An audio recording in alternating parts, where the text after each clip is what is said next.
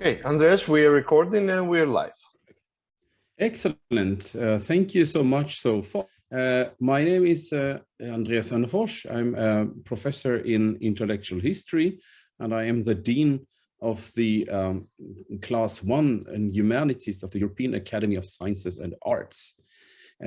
This evening tonight is one in a series of four of an event form that, or of an event that I have called Pandemic Perspective, the consequences of COVID-19. And this is the second of these pandemic perspective meetings that we are organizing in collaboration with Lux Europea. And basically the idea with Lux Europea, so the European Academy of Sciences and Arts is based in Salzburg, Austria, but Lux Europea is yet another initiative that is devoted to explore, as we call it, the European light, which has formed and continues to form our continent over the millennia and into the future. From the shores of the Black Sea to the Atlantic and the Mediterranean to the North Cape and beyond, Lux Europea aims to address issues in European culture, society, and politics in a spirit of tolerant exploration. And this collaboration with the European Academy of Sciences and Arts is the starting point of that. And we are trying to create a momentum by organizing these events. So in September, we had a meeting on Dante that also was recorded, and you will find that recording on the YouTube page of Lux Europea. David Cicinazzo will also say something more about that. And for January or February, we will plan our third meeting. But as I said, there can also be other kinds of formats organized by Lux Europea, other kinds of discussions and debates that touch upon truly European scale. And you will certainly see more of us, and you're also most welcome to spread the word. But today we are gathered to celebrate yet another European anniversary. When it in September was Dante who was at the center of attention, today it's the Russian writer Fyodor Mikhailovich Dostoevsky. He would have turned 200 years old, and in order to commemorate the anniversary, but also to ask important questions about this legacy in times of crisis, the European Academy of Sciences and Arts, in collaboration with Lux Europea, organizes today this symposium. We have invited a lineup of speakers covering a huge part of Europe, and it's truly our ambition to build bridges from east to west and north to south, as I said before. So, but without further ado, I would like to introduce our host, our technical host, Dr. David Cicinazzo, who also runs the initiative of Lux Europea. And as you already have heard, he is the expert on housekeeping issues and an expert on digital meetings. So, David, anything that you would like to?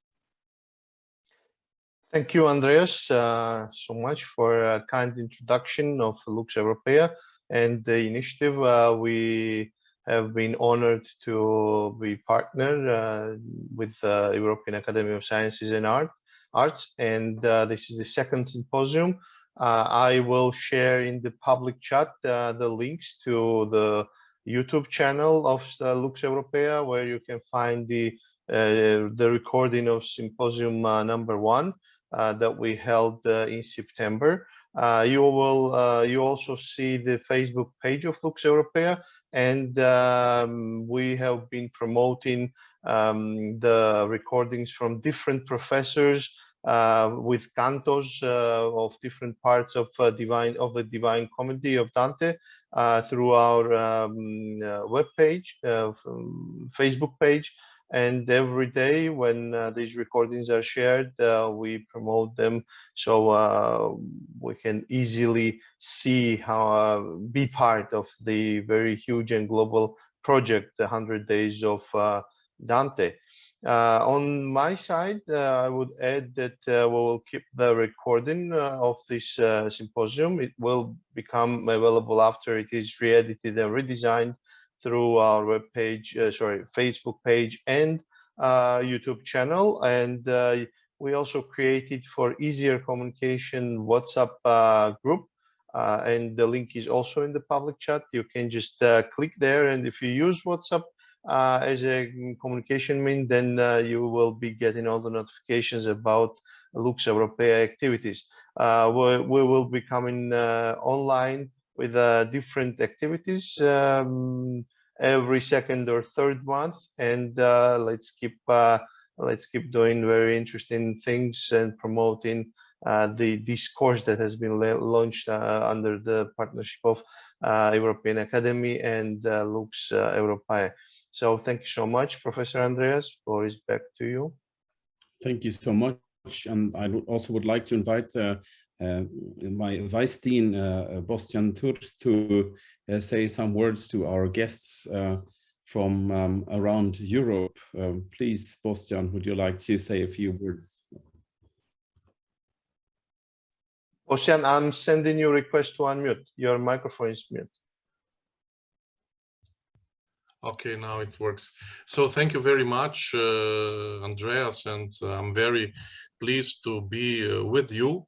Whatever the circumstances are not, how to say, optimistic, because we met with Dante, it was September, and there was, how to say, commonly agreed that this catastrophe called COVID-19 will not cease, and we did not know nothing about the new variant Omicron, but we knew very, very good that the Delta, who appeared in India in 2020 in October, spread it till June 2021 to be the predominant variant, and it was, how to say, a pessimistic sign.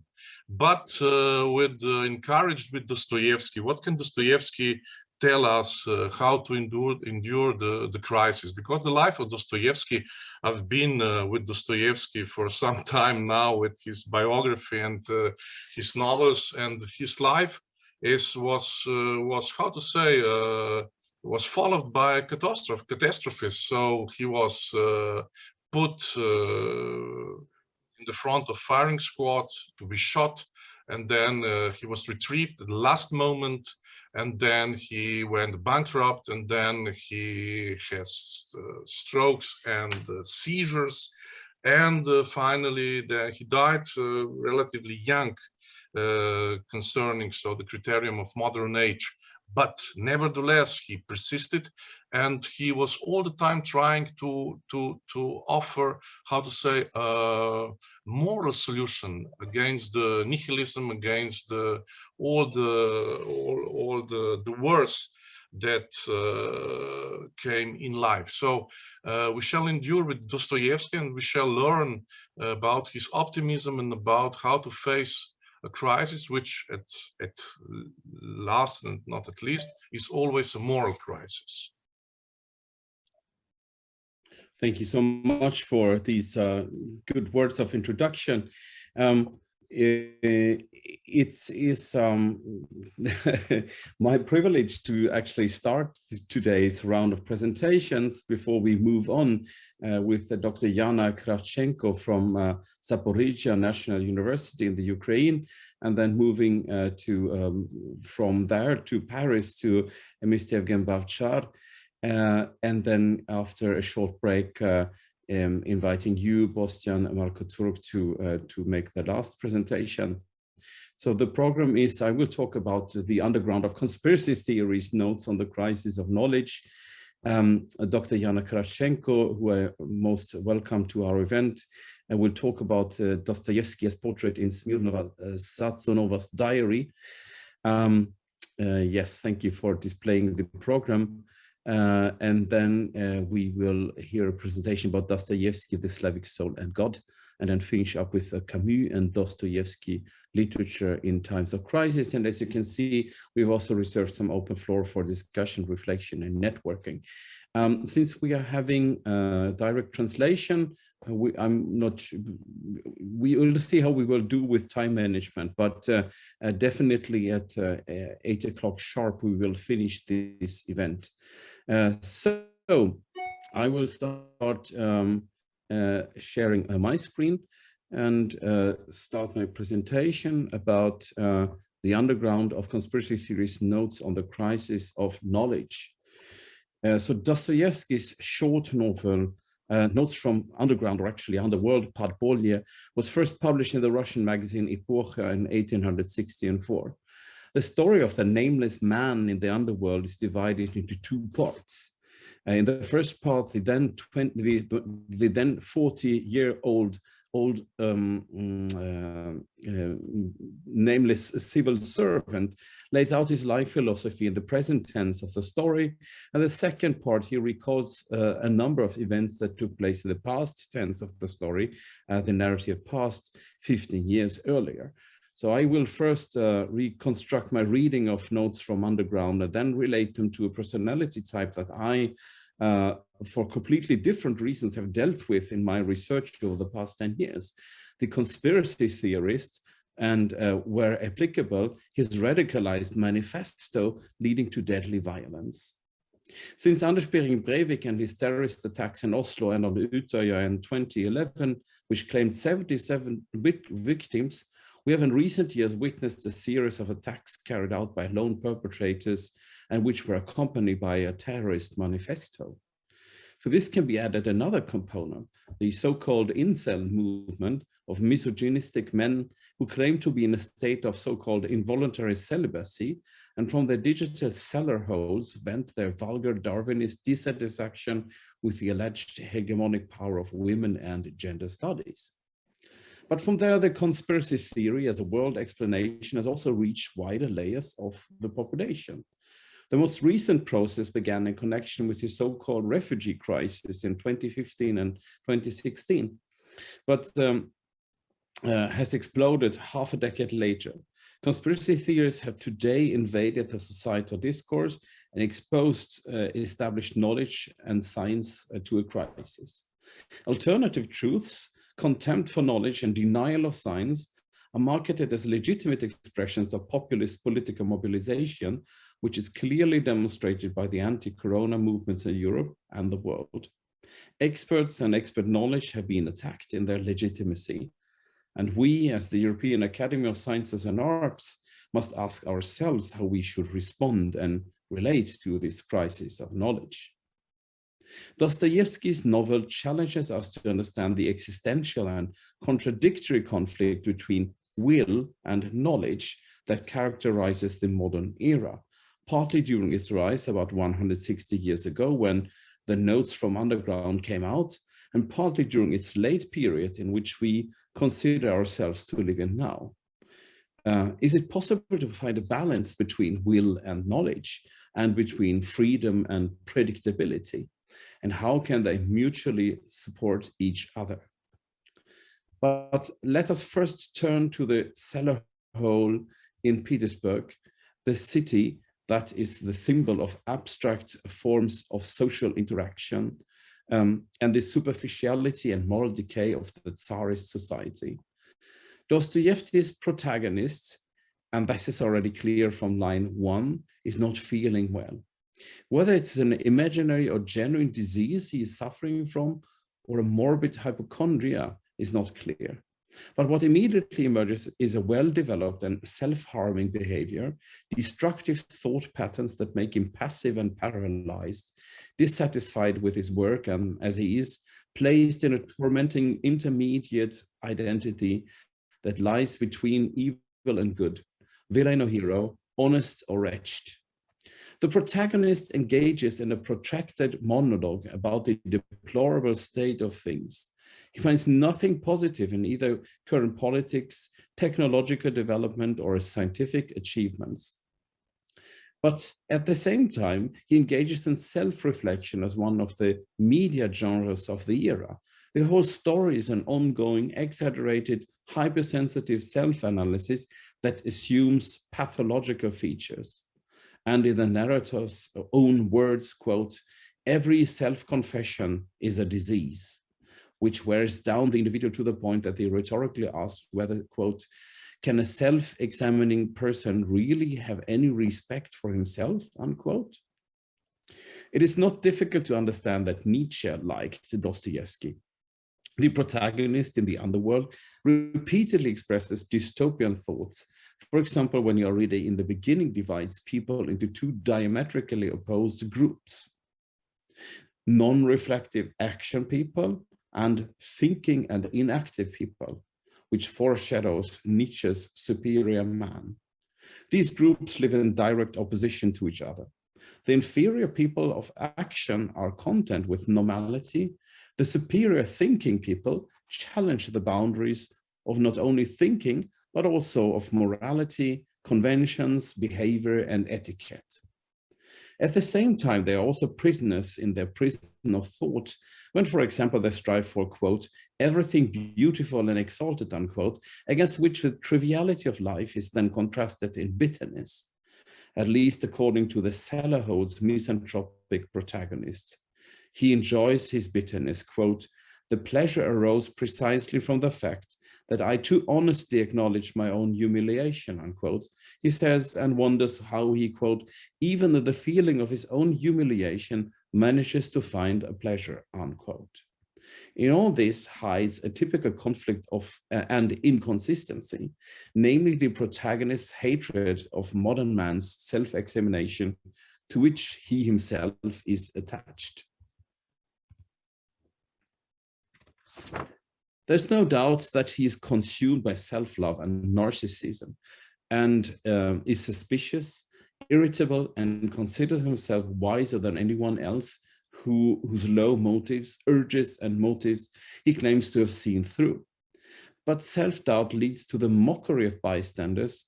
The outside world judges and laughs at him, and here it's not difficult to see a direct parallel to the public conversations of our own time, or at least expressions of opinion on social media. In his excluded misery, the protagonist is thrown underground, quote, in his disgusting, stinking basement hole, our offended, beaten, and ridiculed mouse immediately sinks into a cold, toxic, and above all, eternal hatred, unquote. He finds himself in a fever of insecurity, reminiscent of the many confusions of the pandemic, that leads him to judge normal people as stupid and himself as superior and intelligent. The protagonist dwells on an important metaphor, the wall. The stone wall of impossibility is all that limits the possibilities. It symbolizes a frustration over the laws of nature per se, but especially over the scientific worldview that, for instance, the theory of evolution and the acceptance of basic scientific knowledge and the principles, and in the story 2 by 2 is 4 is used as an example. Science is rejected. The protagonist does not want to care about the laws of nature and arithmetic, if I do not like them, as he says. He chooses the path of fact denial based on feelings, preconceptions, and pure opinion. But at the same time, thoughts also expose a fear. The undisputable logical combinations that are the hallmarks of scientific worldview are perceived as paralyzing and disillusioning. They create no meaning. Stupid people quickly accept simplified connections between cause and effect, while the real thinker searches for primary causes. The pursuit of, quote, the beautiful and exalted leads him to seek and find absolute values, like in Plato's world of ideas. And in contrast, man is a slave to such an extent under systematization and abstract inference that he is ready to deliberately distort the truth in order to prove the correctness of his logic. In a reasoning similar to Rousseau's critique of civilization, the protagonist explores a rift between the progress of civilization and bloody barbaric reality. Under the thin varnish of civilization, destructive human behaviors do not change.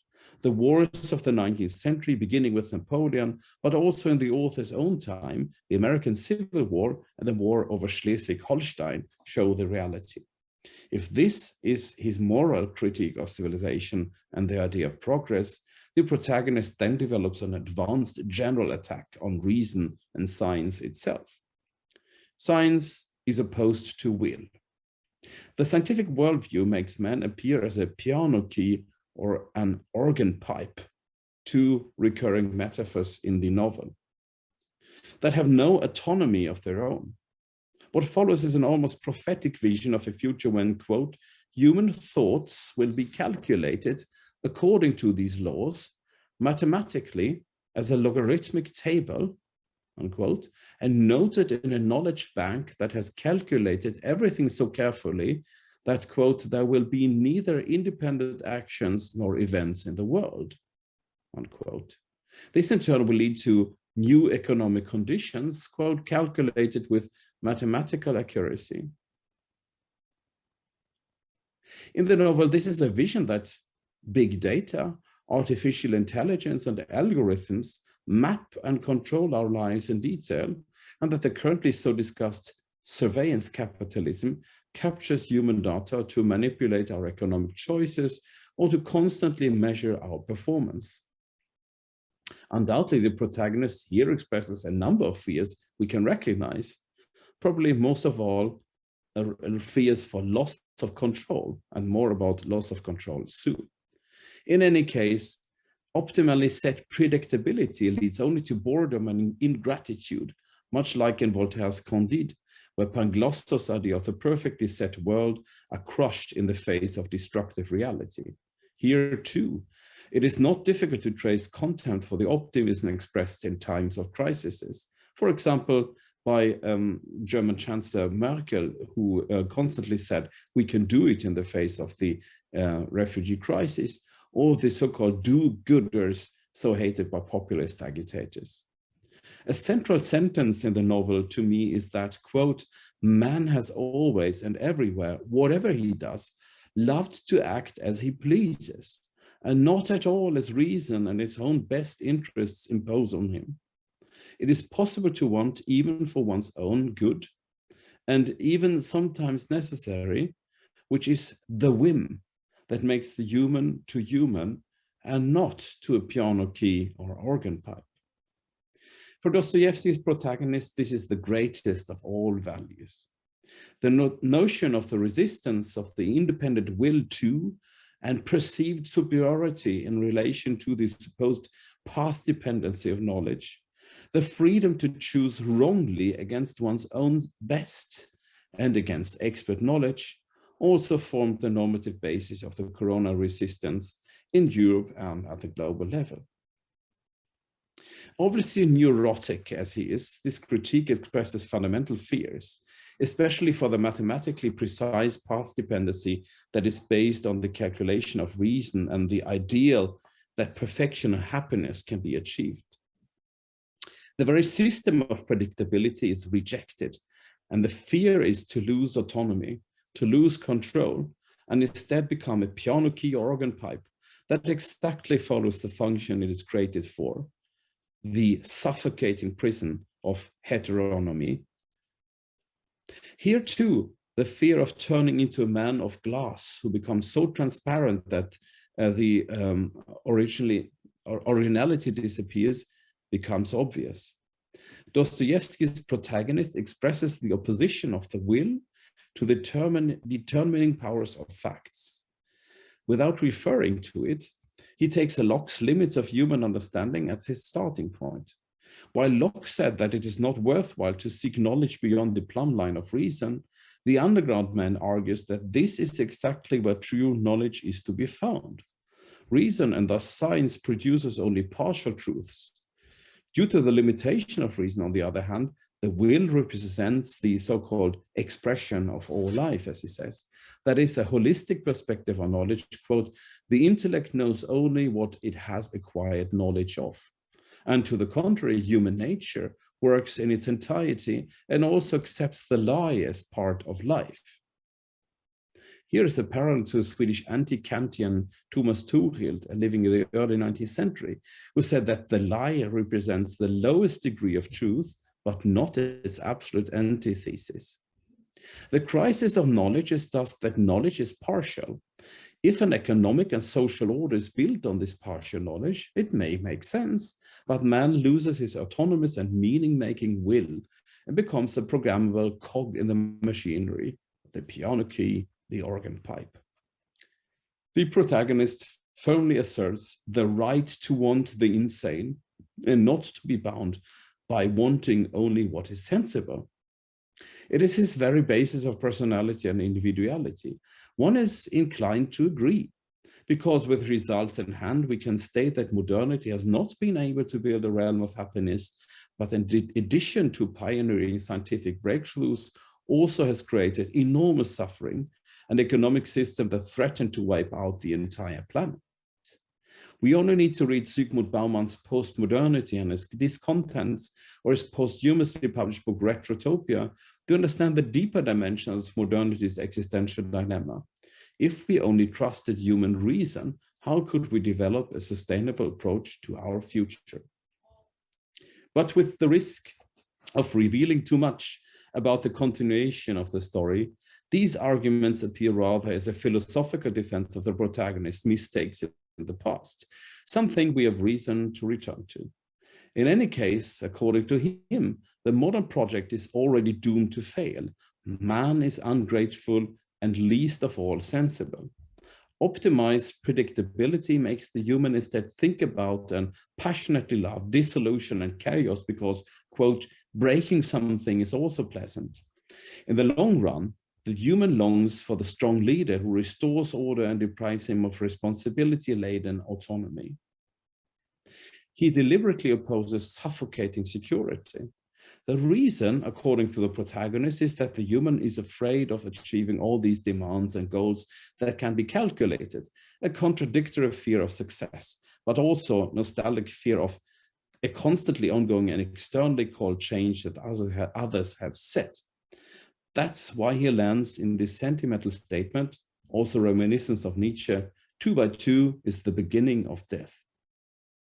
Suffering and doubt are other clear subjects that the author of the cellar hole dwells on. Of course, he believes that suffering has a point and that it is futile to seek to alleviate suffering and pain by a pursuit of happiness, as the US Constitution puts it. On the contrary, people have a right to embrace doubt, suffering, and pain if they wish. Again, the later examples from his past show that this reasoning appears as an afterthought, a defense that he was incapable of finding his own happiness. But beyond the will that must be affirmed, there is also another way of thinking, that of nature being established as it is and that it should be accepted without people influencing it. This is also reasoning that today is recognizable from those who see climate change as Mother Nature, natural variations, or COVID-19 as her punishment, and that it is pointless to do anything about it. The body itself will be able to clear out the disease naturally without interference of artificial medical science. This is where the first part of the notes end. The style is reminiscent, as I mentioned at the outset, of the last decade's terrorist manifesto, unidirectional, bloated, pretentious and self-glorifying monologues in front of an intended reading audience who is more or less forced to listen, and in extreme cases, to justify their manifesto writer's deadly violence. In the case of the protagonist, it is a manifesto that explains his moral collapse in social interaction, and that is revealed in the second part. He is not political, but could just as easily have been. Had the second part been followed by an orgy of violence, as in the movie American Psycho, which is said to have borrowed motifs from Dostoevsky, one would not have been surprised. The style is also repeatedly characterized by calculated ambivalence, as in contemporary far-right discourses.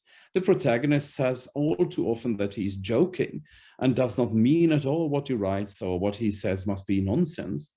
With his pathological self-doubt and self-hatred, he undermines the credibility of his own reasoning, which rather makes me associate with the incel of our own time, the men who claim to live in an involuntary celibacy, who constantly look down on themselves and cultivate a self-indulgent, misanthropic, and misogynistic self-image.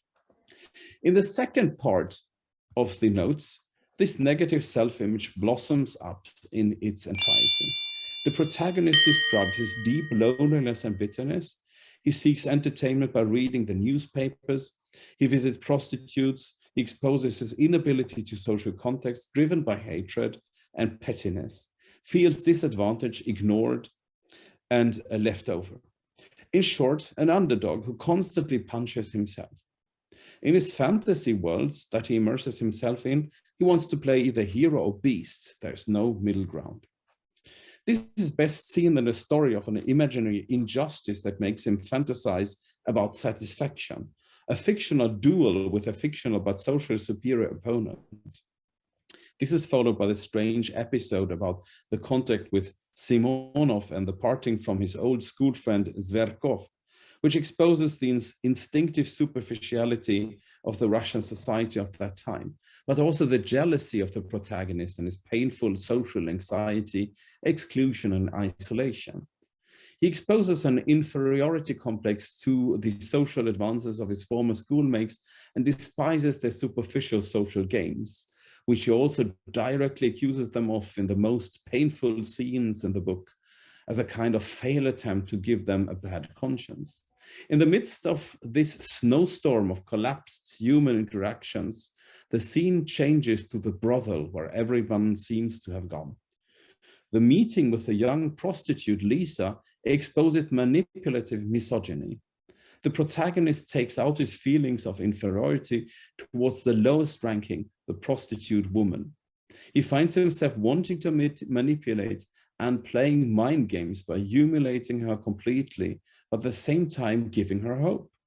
For example, he describes in detail the happiness of the nuclear family, where the mother role is equated with the Madonna, to immediately drastically portray the miserable life of the whore. In this protracted mansplaining, which Lisa in one of a few lines even describes as speaking like a book, he arouses for manipulative purposes certainly genuine feelings, even in himself, a longing for what is not there or what is lost, but at the same time a deep shame over the miserable existence from which there seems to be no escape.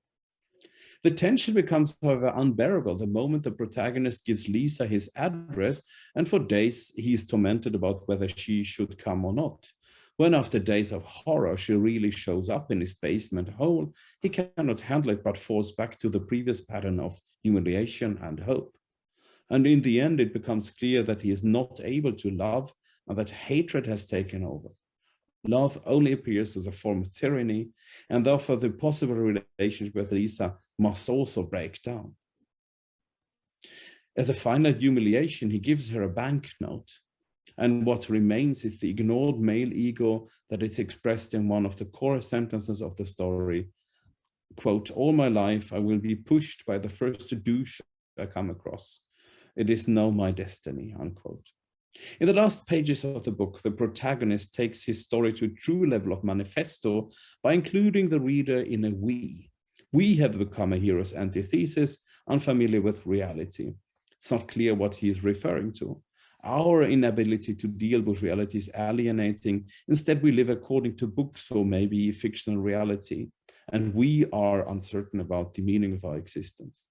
More freedoms will only give rise to nostalgic desire for new Leviathan, to borrow the explanation Bauman presented in his book Retrotopia, on why authoritarian regimes are on the rise in our own times. The self-confession of one's own suffering is what makes the protagonist alive, in contrast to the abstract ideas buried in the books, the virtual reality one is tempted to add. And thus goes the echo from the basement home. Conspiracy theories, ladies and gentlemen, unite three dimensions: a cognitive level that meets our epistemic need for knowledge, a psychological level that meets our emotional needs, and a level of values and worldviews that touch on existential needs.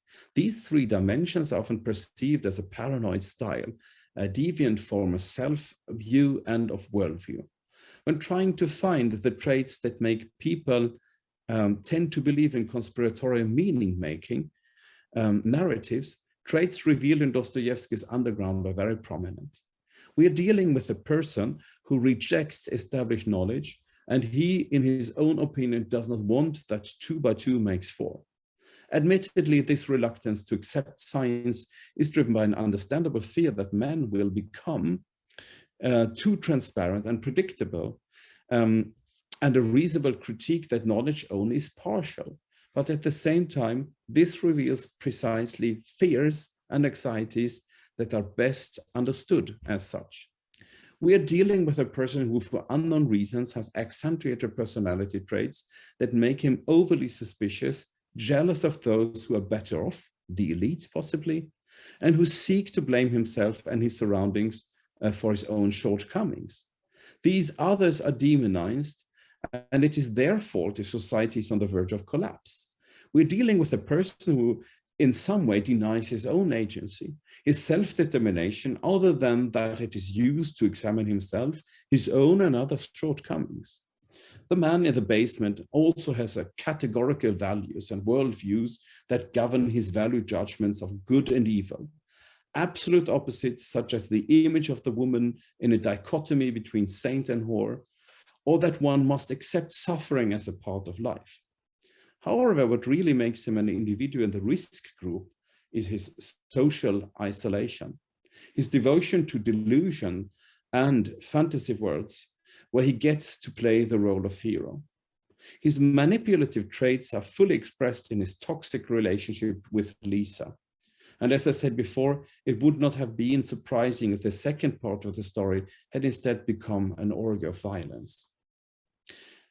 The line between self-humiliation and cruel or deadly violence against others is very thin. The cognitive driving forces behind radicalization exists. It is only the move into action that is missing here. If we transplanted the protagonist of the basement hole to our own time and provided him with a computer and an internet connection, it is easy to see a disturbed man recording a gloomy manifesto and then shoot to death any possible victim in the city, legitimized by his internalized hatred. If we were to assume political dimensions, we have the personality type that stormed the American Capitol or the Reichstag in Berlin.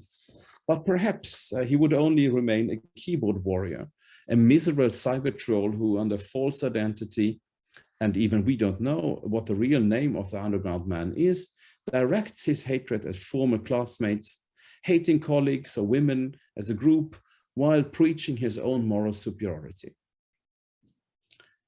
I am often asked, and I come to the end of my paper, what we can do to address this type of personality. An answer can be found in the subheading of my lecture, The Crisis of Knowledge. Knowledge has today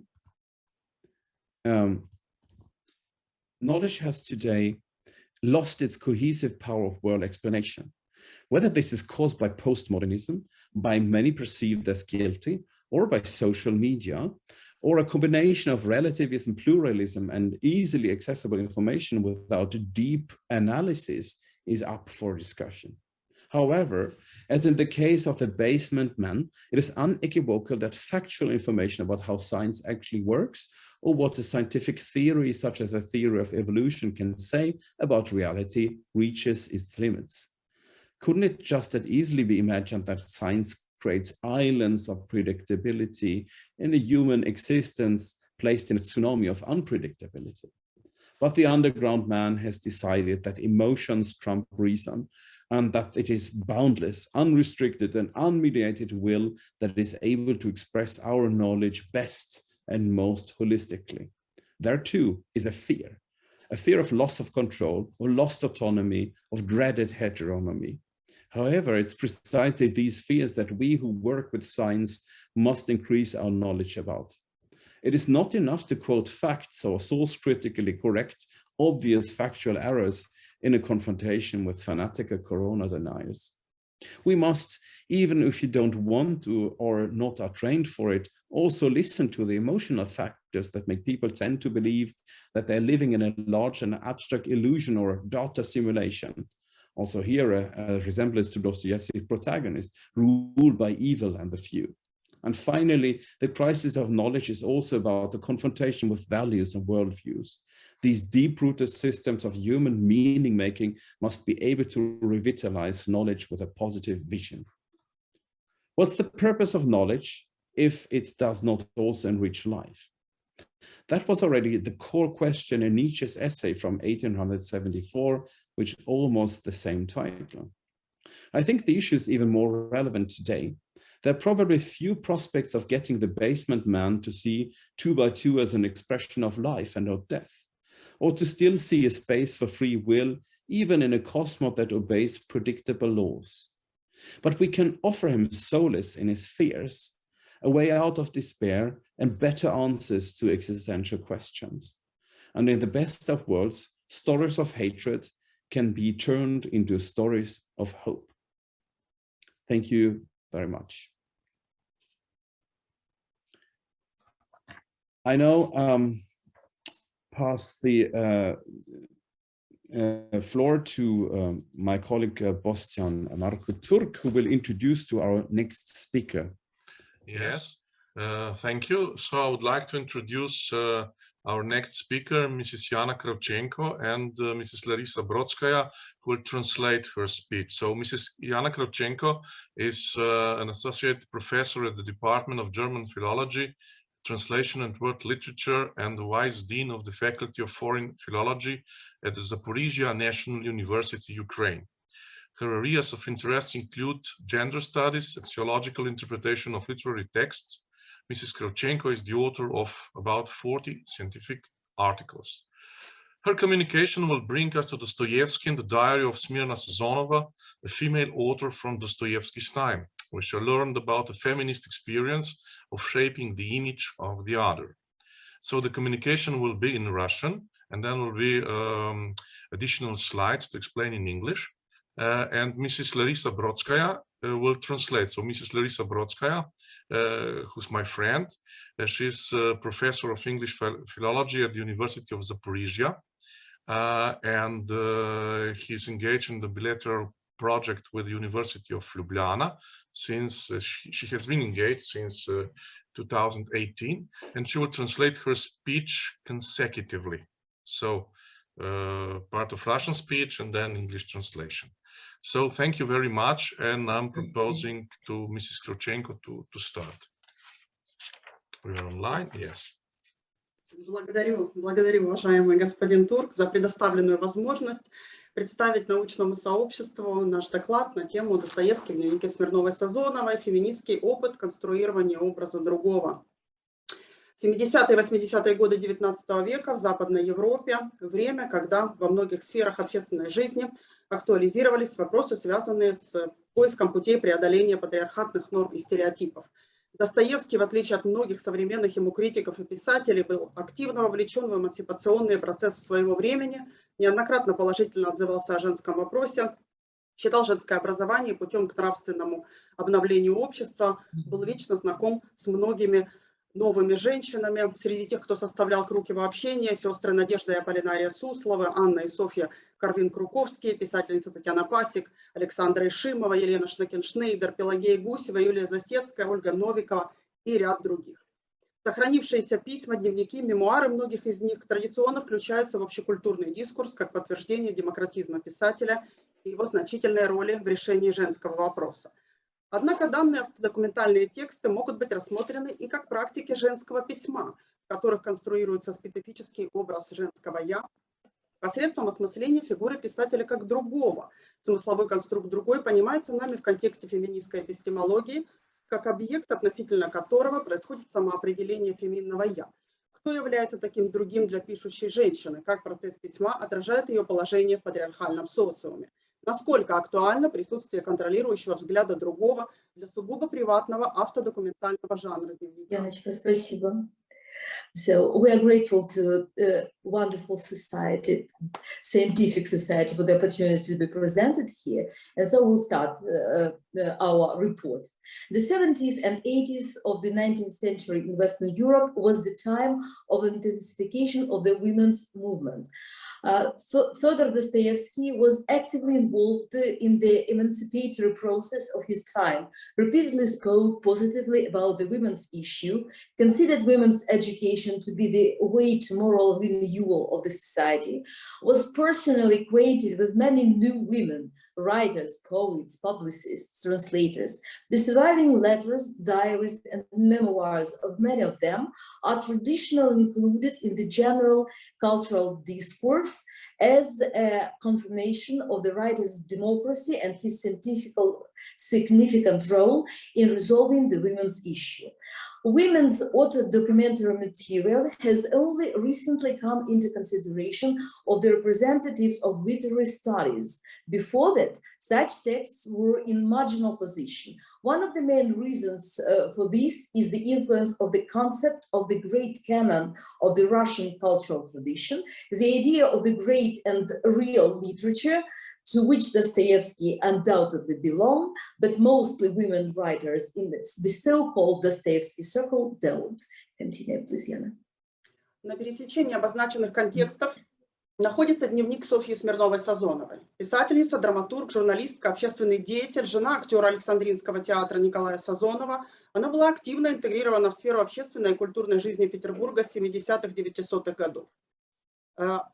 Об успешных практиках саморепрезентации свидетельствует ее репутация как подававшей надежды писательницы, а также авторитет в журналистской и актерской среде. Среди тех, кто подтверждает ее включенность в процессы общественной жизни, писатели Достоевский, Чехов, Гончаров, Тургенев, Лесков, критики, публицисты, Суворин, Кропоткин и другие. Смирнова познакомилась с Достоевским в начале 70-х годов и оставалась в дружеских отношениях до конца жизни писателя. По воспоминаниям Анны Достоевской, Федор Михайлович был очень дружен с Софьей Ивановной и ценил ее литературный талант. Достоевский был внимательным читателем первых литературных опытов Смирновой, в частности, ее романа «Сила характера». Впоследствии Смирнова преподнесла ему отдельное издание своего романа с надписью «Глубоко уважаемому Федору Михайловичу Достоевскому от автора на память». 2 года спустя писатель послал ей фотографию с автографом Софьи Ивановне Сазоновой от Достоевского на память. Смирнова нередко встречалась с Достоевским на литературных вечерах и в доме Суворина. Писатель был частым гостем актера Сазонова, через которого поддерживал связи с театральным миром Петербурга. Показательно, да. Sofia Smirnova-Sazonova, a writer, a playwright, a journalist, a public person, a wife of Nikolai Sazonov, an actor, was actively integrated into the social and cultural life of St. Petersburg. Smirnova met Fyodor Dostoevsky in the early 1870s, and they remained friends until the end of the writer's life. She often met Dostoevsky at literary evenings and in Alexei Suvorin's house. The writer was a frequent guest of the actor Sazonov, who helped to maintain ties with the theatrical world of St. Petersburg. Известно, что Смирнова на протяжении 40 с лишним лет вела дневник. В жанровом отношении этот документ весьма разнообразен. Записи о себе чередуются с записями для себя. Это и описание событий, и передача чужих разговоров. Встречаются словесные портреты, характеристики разных лиц. В целом, дневник – богатейший источник социально-исторических, политических, культурных, литературных, театральных событий, ярко отразивших конец 19-го, начало 20 века. Дневник до сих пор полностью не опубликован, за исключением некоторых фрагментов, посвященных знаковым представителям русской культуры Достоевскому, Чехову, Суворину, Лескову. Записи Смирновой никогда не становились предметом научного интереса сами по себе, а не в качестве фактического источника для биографии знаменитых мужчин. Именно этот факт определил наш интерес к этому частично опубликованному, но в то же время совершенно неизвестному, непрочитанному, как женский автодокумент тексту. Применение методологии феминистической критики к дневнику, в частности, записям о Достоевском, дает возможность выявить, как осуществляется в тексте гендерная саморефлексия, то есть как создает себя женское «я» в акте автодокументального письма. It is known that Sofia Smirnova kept a diary for over 40 years. In general terms, this auto-document is very diverse.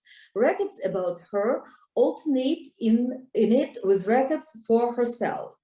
It is a description of events and the transfer of other people's conversations. There are verbal portraits and characteristics of different people. In general, Smirnova's diary is the richest source of social, historical, political, cultural, literary, and theatrical events of the late 19th and early 20th century.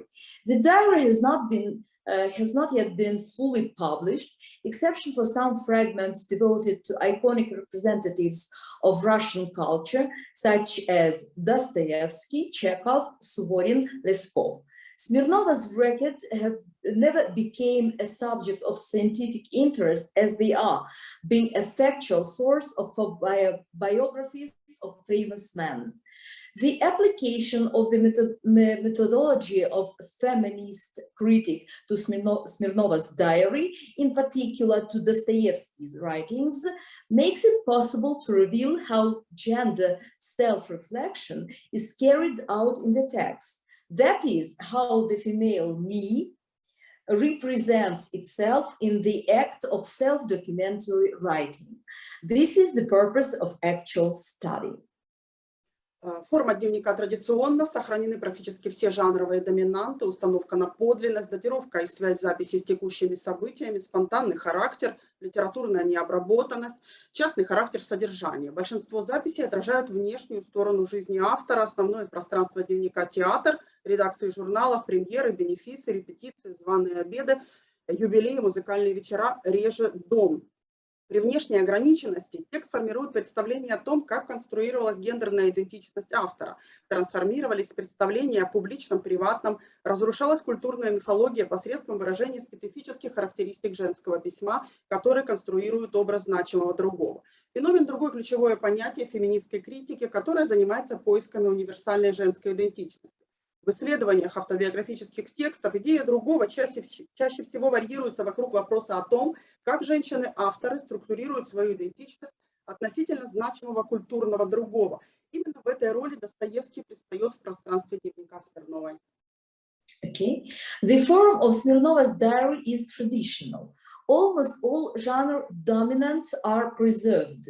Setting for authenticity, connection of records with current events, spontaneous descriptions, private character of the content.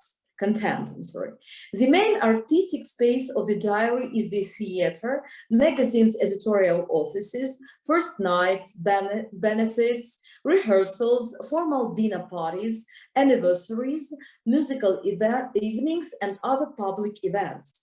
The notes do not contain comments and digressions on topical issues of the time. There are no descriptions of deep personal experiences. With external inferiority, the text forms an idea of the specific characteristics of women's writing, which construct the image of significant other. The phenomenon of the other is a key concept in feminist criticism. It is the role in which Dostoevsky appears in Smirnova's diary. Записи о Достоевском появляются в 1778 году, и первая заметка представляет собой достаточно подробное описание визита писателя. 20 октября. Пришел Достоевский, не застал меня и ждал. Говорил, что хотел мне летом написать, да не знал моего адреса. Хвалил моего попечителя. Виктор очень жалеет, что не застал его. Он держал пари, что в «Братьях Карамазовых» сын непременно убьет отца.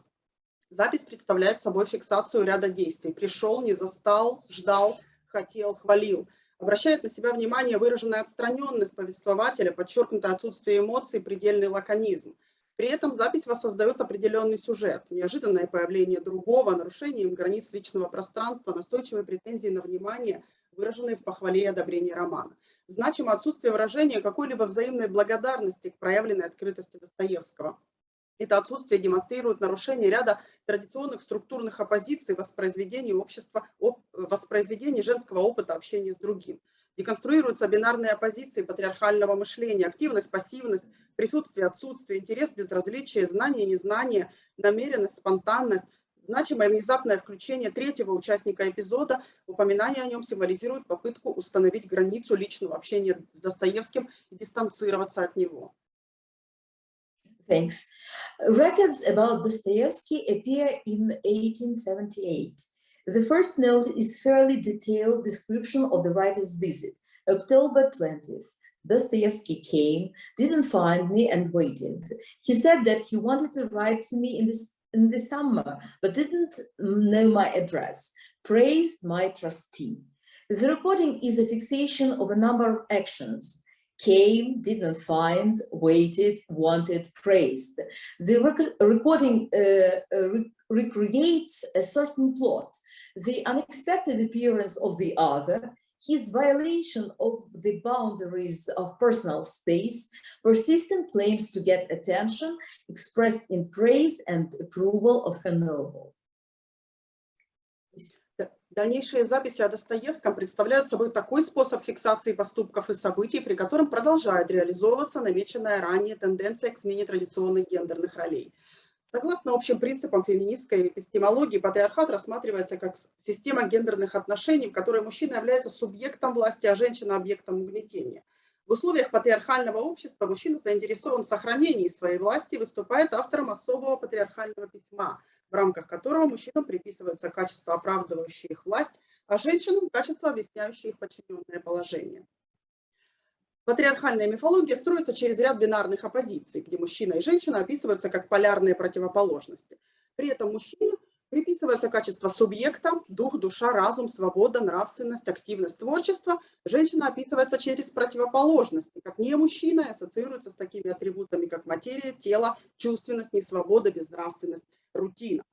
Следующая запись с участием Достоевского, датирована 5 февраля 80-го года, свидетельствует о стремлении опровергнуть эти представления. Только села заниматься с англичанкой. Приходит Достоевский, жалуется на то, что никак не может всем угодить. Праздные и ничтожные люди отнимают у него время, да еще про него распускают слухи, будто бы он при виде гостя идет к нему навстречу и спрашивает: «Вы зачем, собственно, пришли?» Писатель другой снова представлен посягающим на привычный уклад женского мира. Первая фраза актуализирует внезапное его появление без приглашения и, следовательно, обладает потенциалом разрушения. Достоевский уязвлен сплетнями, ложными, неправдивыми словами праздных людей. Слухи подрывают его авторитет. Снова меняется смысл бинарных оппозиций. Трудолюбие, праздность, спокойствие, растерянность, сила, слабость. Первый привилегированный компонент каждой из антиномий здесь является женской самохарактеристикой. Достаточно подробно в дневнике воспроизводится ряд сплетен о Достоевском, где в патриархальных стереотипах закреплено представление о том, что слухи – непременный атрибут женского существования. Женщина якобы отдает предпочтение неправдивому ложному слову перед словом истинным мужским. Отметим, что генераторами приведенных Смирновой слухов о Достоевском являются мужчины – Полонский, Случевский, Тургенев. Сама же она лишь записывает со слов Достоевского, воздерживаясь от оценок и комментариев. Спасибо, можно не очень торопиться, немножко есть у нас времени. So, Dostoevsky is wounded by gossips, false, untrue words. Rumors undermine his authority as a writer and significant figure. A number of gossips about Dostoevsky are reproduced in sufficient details in the diary. Patriarchal stereotypes stress the notion that rumors are an indispensable attribute of women's existence. A woman prefers a false, knowing the false word to a true masculine word. Note that the generators of mentioned rumors about Dostoevsky are men: Polonsky, Sluchevsky, Turgenev. She herself only writes from Dostoevsky's words, refraining from assessments and comments. Continue, please. Современная феминистская критика сформировала представление о стилевых особенностях женского дневника. Темы, о которых женщины пишут, заметно сходны. Семья, ближайшие друзья, домашние дела, приоритетны личные дела, непрофессиональные или исторические события, о которых чаще пишут мужчины. В отличие от самонадеянного одномерного «я» мужского автодокументального письма, женщины часто рисуют многомерный, фрагментарный образ «я», ощущая потребность в аутентичности, в доказательстве своей самоценности. Фрагментарность письма Смирновой о Достоевском выявлена в разрозненности впечатлений о нем, в стремлении зафиксировать другого в различных проявлениях. Достоевский ругает Петра, говорит, что это помещик, который на всю Россию смотрел как на свое поместье. Кораблики строил, это его забавляло, и денег на это ухлопал, гибель. А какие результаты? Еще один момент, который выделяется как специфический для женского дневника, связан с общими особенностями стиля, который характеризуется как эпизодический и анекдотный, не хронологический и разъединенный, не цельный. В связи с этим интересна запись из дневника Смирновой, датированная 15 февраля 1880 года. Была у Достоевского. Он сидит больной, недавно был припадок. Рассказывает мне план своего романа, говорит о Верховной комиссии. Смысловым ядром этой записи является актуализация телесности.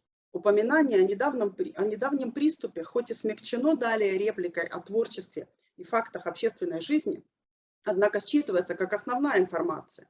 Ощущается женское превосходство, так как в описываемой ситуации общения Смирнова нарушает границы личного пространства Достоевского. К тому же доминирование усиливается повторяющимся упоминанием о болезненном состоянии писателя.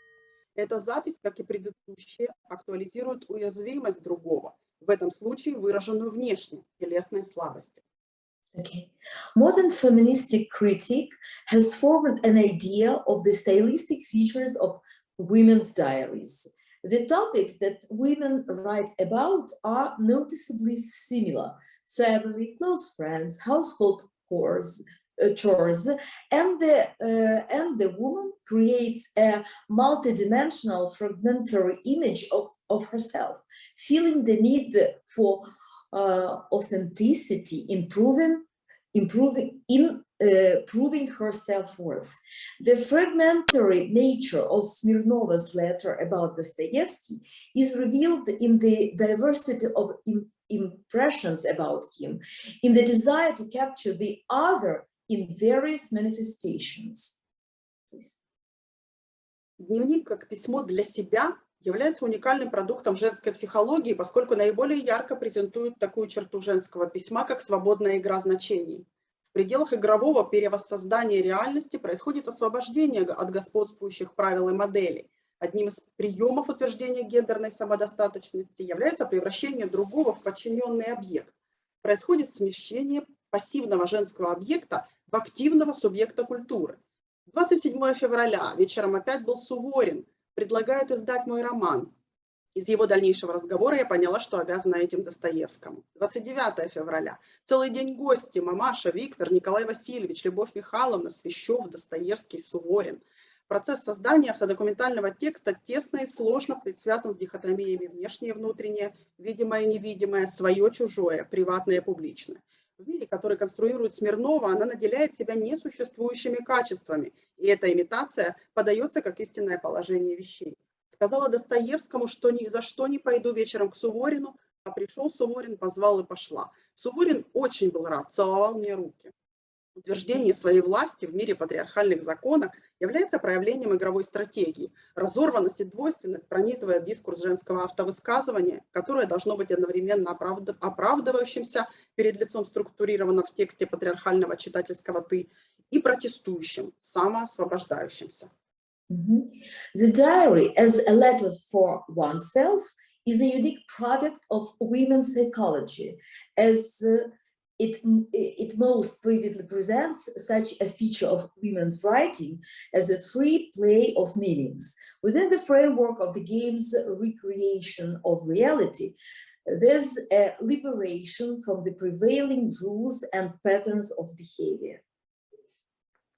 Таким образом, Достоевский предстает в дневнике Смирновой как значимый другой, посредством которого она пишет о себе. Риторическая стратегия женского дневникового текста основана на узнавании и перемещении мужского голоса. Метонимия имплицитная для женской автобиографии стратегии другости, представление «я» через модели других, на самом деле построение автобиографического «я», где внутренние другие, кажется, принимают самые преувеличенные размеры. Вместо целостного и репрезентативного «я» традиционной мужской автобиографии в женском тексте встречаем проявление нерепрезентативной, вытесненной субъективности.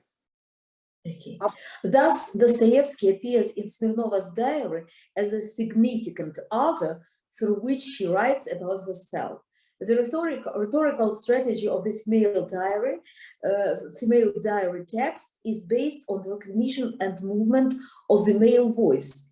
Instead of a holistic and representative me of the traditional male autobiography, in the female text we meet a manifestation of unrepresentative, repressed subjectivity.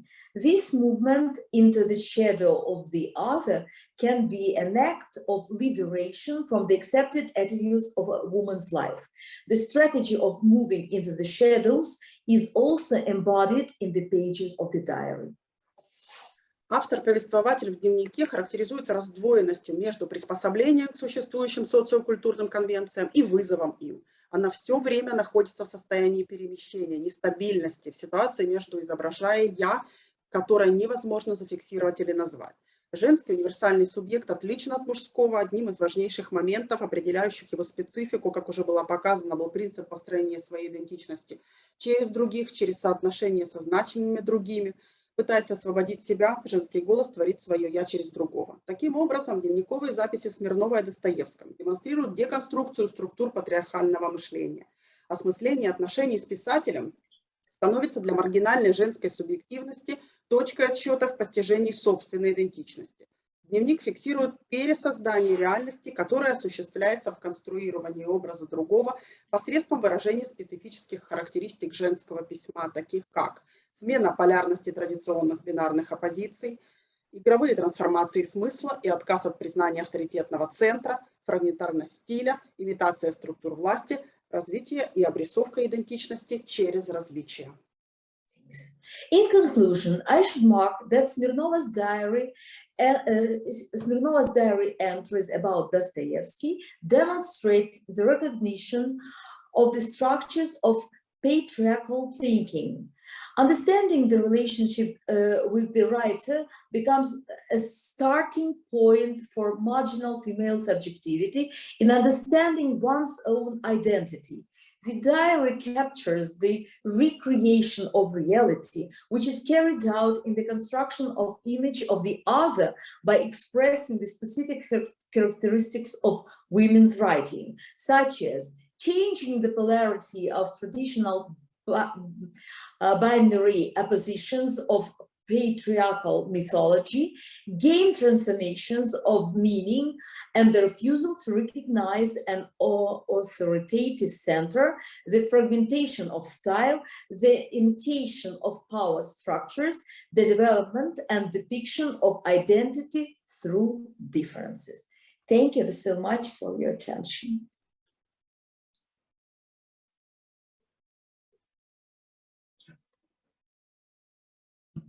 Благодарю аудиторию за внимание. Thank you. It was great.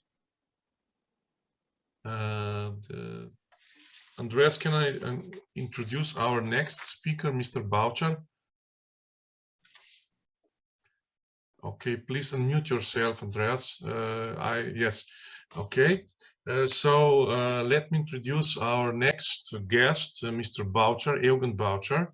Eugen Boucher is a French-Slovenian philosopher and photographer living between Paris and Slovenia. He works on his favorite subjects. There are conceptual photography, the visible and the invisible, the status of the icon in a world saturated with images, the link between image and word. In 2016, he was awarded the Citizen of Europe Prize by the European Parliament, and in the same year, he received the France's highest honor, the Order of the Legion of Honor, l'Ordre de la Légion d'Honneur. In his contribution, in which he discusses Dostoevsky, God and the Slavic soul, Eugen Boucher touches upon the question of ineffability in the work of the great artist, the question of silence, and the images he observed. Eugen Boucher's reflection further relates to the question of suffering, and he also examines the myth of Sisyphus and the myth of the torment of Tantalus. So Mr. Boucher will speak in French. Monsieur Boucher, donc c'est votre tour, gospod Boucher, zdaj ste vi na vrsti. Merci beaucoup pour cette introduction. Merci beaucoup aussi pour l'invitation. Je suis très heureux de pouvoir parler sur Dostoevsky, qui pour moi présente toujours une énigme, une grande énigme, surtout parce que je le lis depuis lycée, je le lis, mais je le rencontre aussi parmi les interprètes parce qu'il y a énormément d'écrits sur Dostoevsky et parfois on est presque perdu dans les interprétations.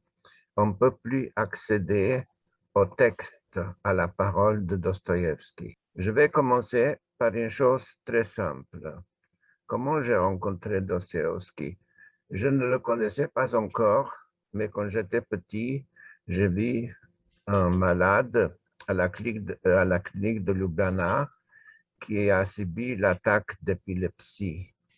Je ne savais pas qu'est-ce que c'est qu'épilepsie. En slovène, on dit aussi la maladie du vin, la maladie du sacré en quelque sorte.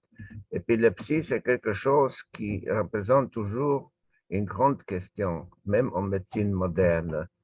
Même si on a déjà essayé de trouver une solution à ça, on a créé même pathographie, comme appelait certains psychiatres, pathographie sur le côté pathologique d'épilepsie, mais il n'y a pas encore de questions qui pourraient correspondre vraiment à ce type de maladie. Non, je vais vous traduire à la fin. J'écris et je vais le traduire à la fin. Je vais vous traduire à la fin. D'accord, merci. Donc, je continue. Alors, j'ai vu cette personne qui est tombée comme un tronc d'arbre et puis ils m'ont dit, il a subi une attaque d'épilepsie. Les gens sont venus le chercher, tout ça. Quand je lis les frères Karamazov qui étaient enregistrés, moi je ne lis pas comme ça, je n'ai pas de livre pour les lire, je n'ai pas de livre en braille, peut-être que ça existe en Russie, mais j'ai écouté les textes comme m'a lu de Dostoevsky. Et pour la première fois, je lis les frères Karamazov au lycée et j'ai commencé à poser des questions. Qu'est-ce que c'est que ça? Qu'est-ce que c'est que cette littérature? Parce que j'étais habitué de me concentrer sur le vécu de l'auteur, comme nous a appris notre cher maître à l'école pratique de hautes études, Milan Kundera. Il a dit il faut toujours essayer de comprendre le contexte et le vécu de l'auteur. Mon grand maître pour Dostoevsky, c'était aussi Jan Kolavrin, qui a fondé la chaire des études slaves à Buckingham et qui a écrit des livres merveilleux sur Dostoevsky. Je suis très reconnaissant à ces personnes-là qui m'ont donné une clé d'accès à des grandes œuvres d'art et aussi au vécu de personnes qui les ont écrits. Donc, je commence avec une chose très simple, vraiment simple, c'est-à-dire une légende qui s'appelle l'histoire de l'éléphant. Dans un village en Asie où il n'y avait que des aveugles, un cornac ramène un éléphant et demande qu'est-ce que c'est. Les aveugles touchent, regardent cet éléphant de près et celui qui touche la trompe dit un éléphant c'est comme un tube. Celui qui regarde les oreilles dit un éléphant c'est comme tapis. Celui qui regarde les défenses dit un éléphant c'est comme une flèche. Celui qui regarde les jambes dit un éléphant c'est comme une colonne très solide. Celui qui regarde la queue dit un éléphant c'est comme une corde suspendue au ciel. Voilà l'univers qu'on peut pas voir en tout, comme totalité. Également, l'univers de Dostoevsky, on ne peut pas le voir comme totalité, mais il y a toujours seulement les parties, quelques appréciations locales. Et moi, je veux parler de Dostoevsky tout à fait de point de vue local, qui est le mien, de point de vue de mon expérience, parce que je n'ai pas vécu ce que certaines personnes ont vécu, c'est-à-dire la prison, même au XXe siècle, comme Solzhenitsyn. Il a pu comprendre beaucoup mieux Dostoevsky comme les autres. Il y a d'autres, comme par exemple Carlo Levi, qui a aussi vécu dans la prison. Les gens qui ont été dans la prison ont beaucoup mieux compris l'exil de Dostoevsky. L'exil, c'est la façon d'être de Dostoevsky. Il est exilé plusieurs fois, pas seulement à 14. C'était exil aussi à l'Occident, en Europe, quand il a fui les gens qui demandaient l'argent, qui demandaient parce qu'il avait des dettes. Il était en exil intérieur aussi à 14, quand il a été avec les criminels de droit commun. Il était dans un exil intériorisé. Dostoevsky était aussi exilé à Saint-Pétersbourg. C'est un grand exil pour Dostoevsky. On ne se rend pas compte de ça. En même temps, la maladie épilepsie, c'était pour lui une souffrance de Tantale. C'est le Tantale du 19e siècle. Comment il a souffert ça? Il a souffert ça comme Tantale parce que en général, on parle de Tantale qu'il ne peut pas manger quand il a faim parce que la nourriture s'éloigne, qu'il ne peut pas boire quand il a soif parce que l'eau s'éloigne. Mais il y a aussi une rocher qui est suspendue au-dessus de lui, qui le menace de l'écraser. C'est ce qu'on appelle l'angoisse. L'angoisse, la phobie, peur, n'est-ce pas, terreur et tout ça. L'angoisse de Dostoevsky, c'était épilepsie. C'était inattendu. Il ne savait pas à quel moment le rocher de Tantale tombe, n'est-ce pas? À quel moment il va subir la maladie. C'est une chose très importante parce qu'il y a toujours un discontinu inattendu dans sa vie par rapport à la continuité qu'il croyait parfois heureuse, mais il y avait toujours cette menace-là.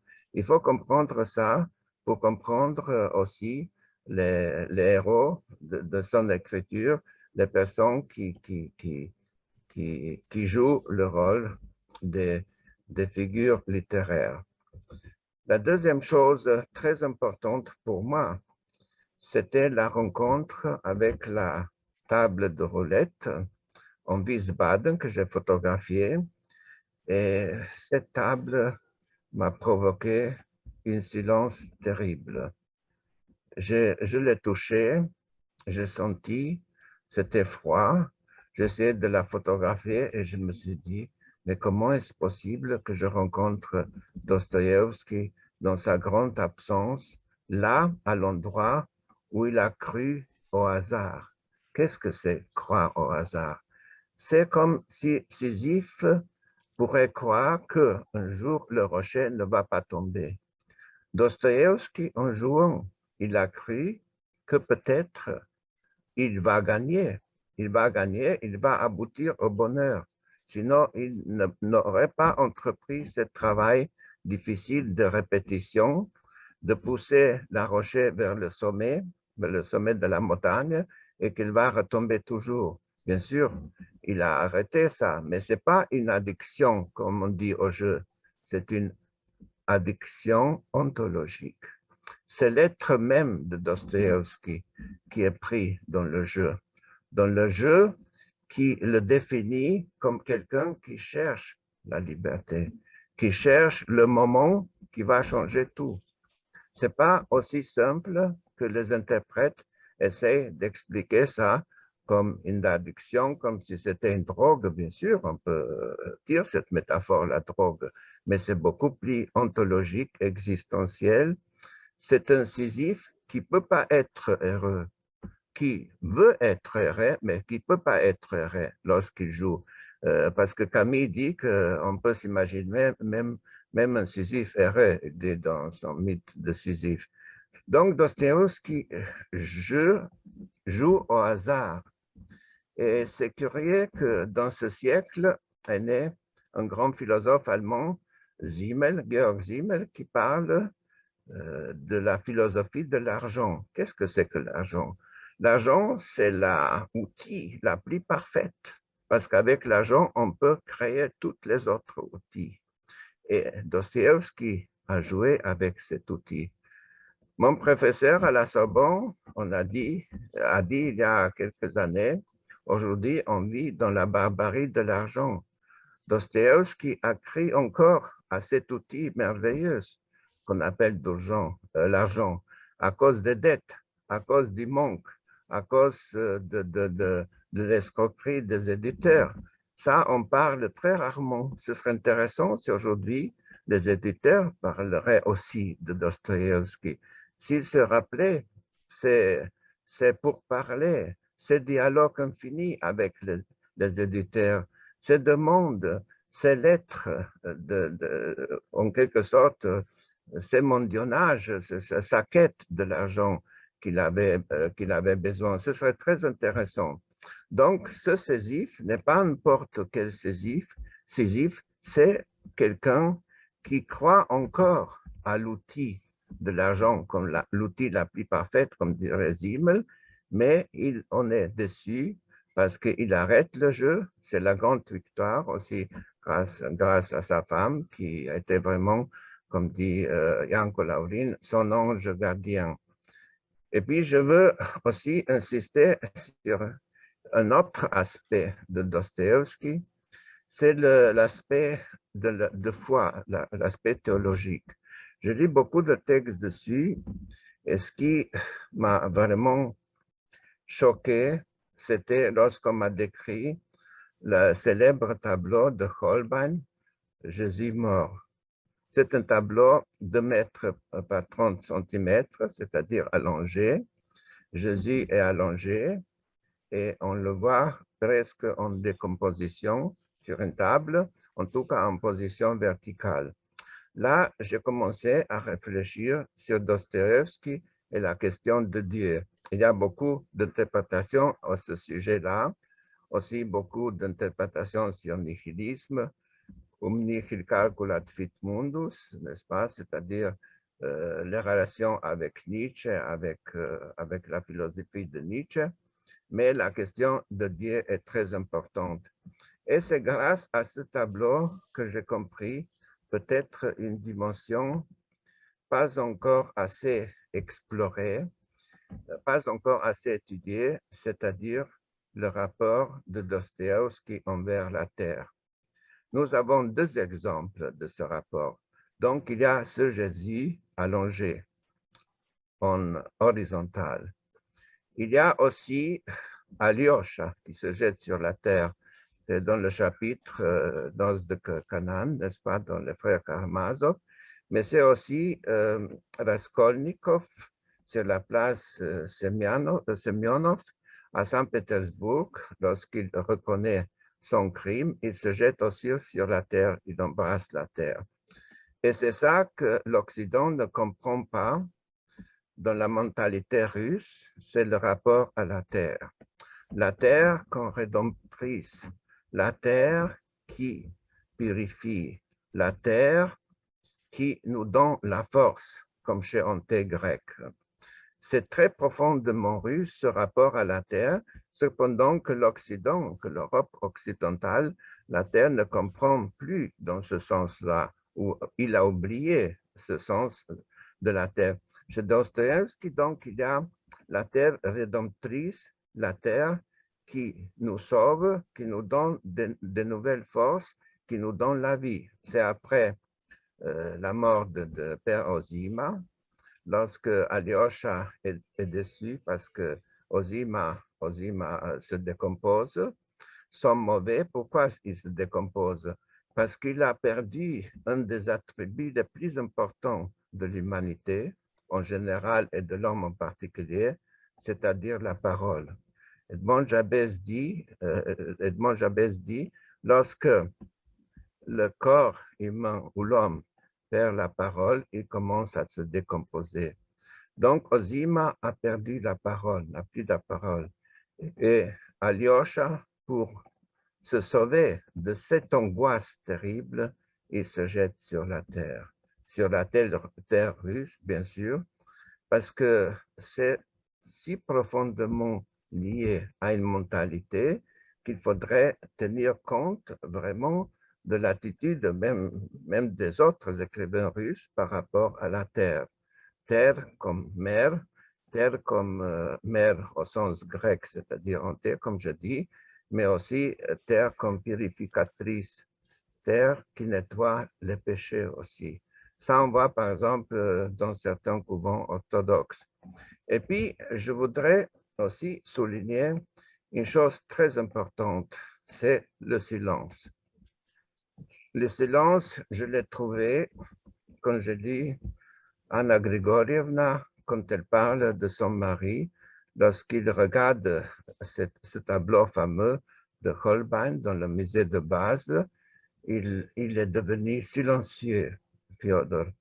Il ne bougeait plus. Et sa femme a eu peur qu'une crise d'épilepsie se déclare. Donc, elle l'a retiré presque, n'est-ce pas, parce qu'il voulait s'approcher et s'est mis sur une chaise pour voir mieux ce tableau-là. Il a eu peur. Et là, c'est le silence. C'est quel silence? C'est le silence qui est en parallèle avec le silence de Christ dans le grand inquisiteur. Même les dialogues de Dostoevsky sont à l'origine monologues, c'est-à-dire la discussion entre lui et son double, entre Dostoevsky et son absence. Le dialogue chez Dostoevsky est monologue à deux en quelque sorte, parce qu'il suppose un qui dialogue à lui. Il n'y a pas toujours une vraie, réelle présence. C'est la présence de celui qui dialogue en création, c'est-à-dire il crée le parleur de l'autre côté. Et là, comme je dis, on rencontre ce silence terrible de Jésus qu'on trouve dans le Grand Inquisiteur. C'est seulement ce chapitre qu'on peut dire qui est vraiment la lumière la plus répandue des frères Karamazov. C'est vraiment le point central. Pourquoi c'est le point central? Parce que là, il y a la question de Dieu, n'est-ce pas? Il y a aussi la question qui se pose à Yvon qui déteste la création, mais qui adore Dieu, n'est-ce pas? Quand il dit Dieu, accueille-moi, mais ne me juge pas, etc. Mais je veux m'arrêter, mettons, un peu sur la légende de Grand Inquisiteur. Donc, Jésus, comme parole qui est sortie dans le temporel, la parole de Dieu. Si je parle au sens de Hegel, c'est-à-dire de la Sainte Trinité, Dieu Père, Dieu Fils et Dieu Saint-Esprit, c'est-à-dire l'idée chez soi, l'idée qui s'extériorise, c'est-à-dire Aneaction, en italien, Aneazione, on dit c'était Entäußerung en allemand, l'idée qui part dans le monde, qui part dans le temporel. Donc, cette parole, Jésus, part dans le monde, mais part de nouveau, parce que Jésus est déjà mort sur la croix, mais il part à Séville, il part dans le monde, comme s'il partait dans le monde de nouveau aujourd'hui. Jésus ressuscité, s'il partait. C'est la parole qui entre dans le monde. Et qui est-ce qu'il rencontre? Il rencontre Grand Inquisiteur, c'est-à-dire institution ecclésiastique. Cette institution qui fait à sa mesure, c'est-à-dire qui parle de Jésus, qui parle de la création, qui parle de divinité, mais qui est une institution. Et une institution représente un grand danger, c'est que l'institution présuppose aussi baiser mortel de l'institution, quelque chose de mortifère, comme par exemple l'affaire Rusalka, dans le célèbre opéra. L'affaire Rusalka a ce pouvoir, si on l'embrasse, on est mort. Et l'institution a le même pouvoir, c'est-à-dire il y a le baiser mortel de l'institution, n'est-ce pas? Mais là, c'est renversé. Ce n'est pas l'institution qui embrasse Jésus, c'est Jésus qui embrasse celui qui veut le condamner, qui veut le mettre au bûcher le lendemain. Jésus écoute, il est dans le silence absolu, parce que Jésus ne parle plus. Il a assez dit déjà dans les évangiles. Il ne faut plus parler. Pourquoi parler? Il y en a d'autres qui parlent un peu en son nom, n'est-ce pas, qui font le bruit du monde dans le temporel, mais lui, il est silencieux. Il est absolument silencieux.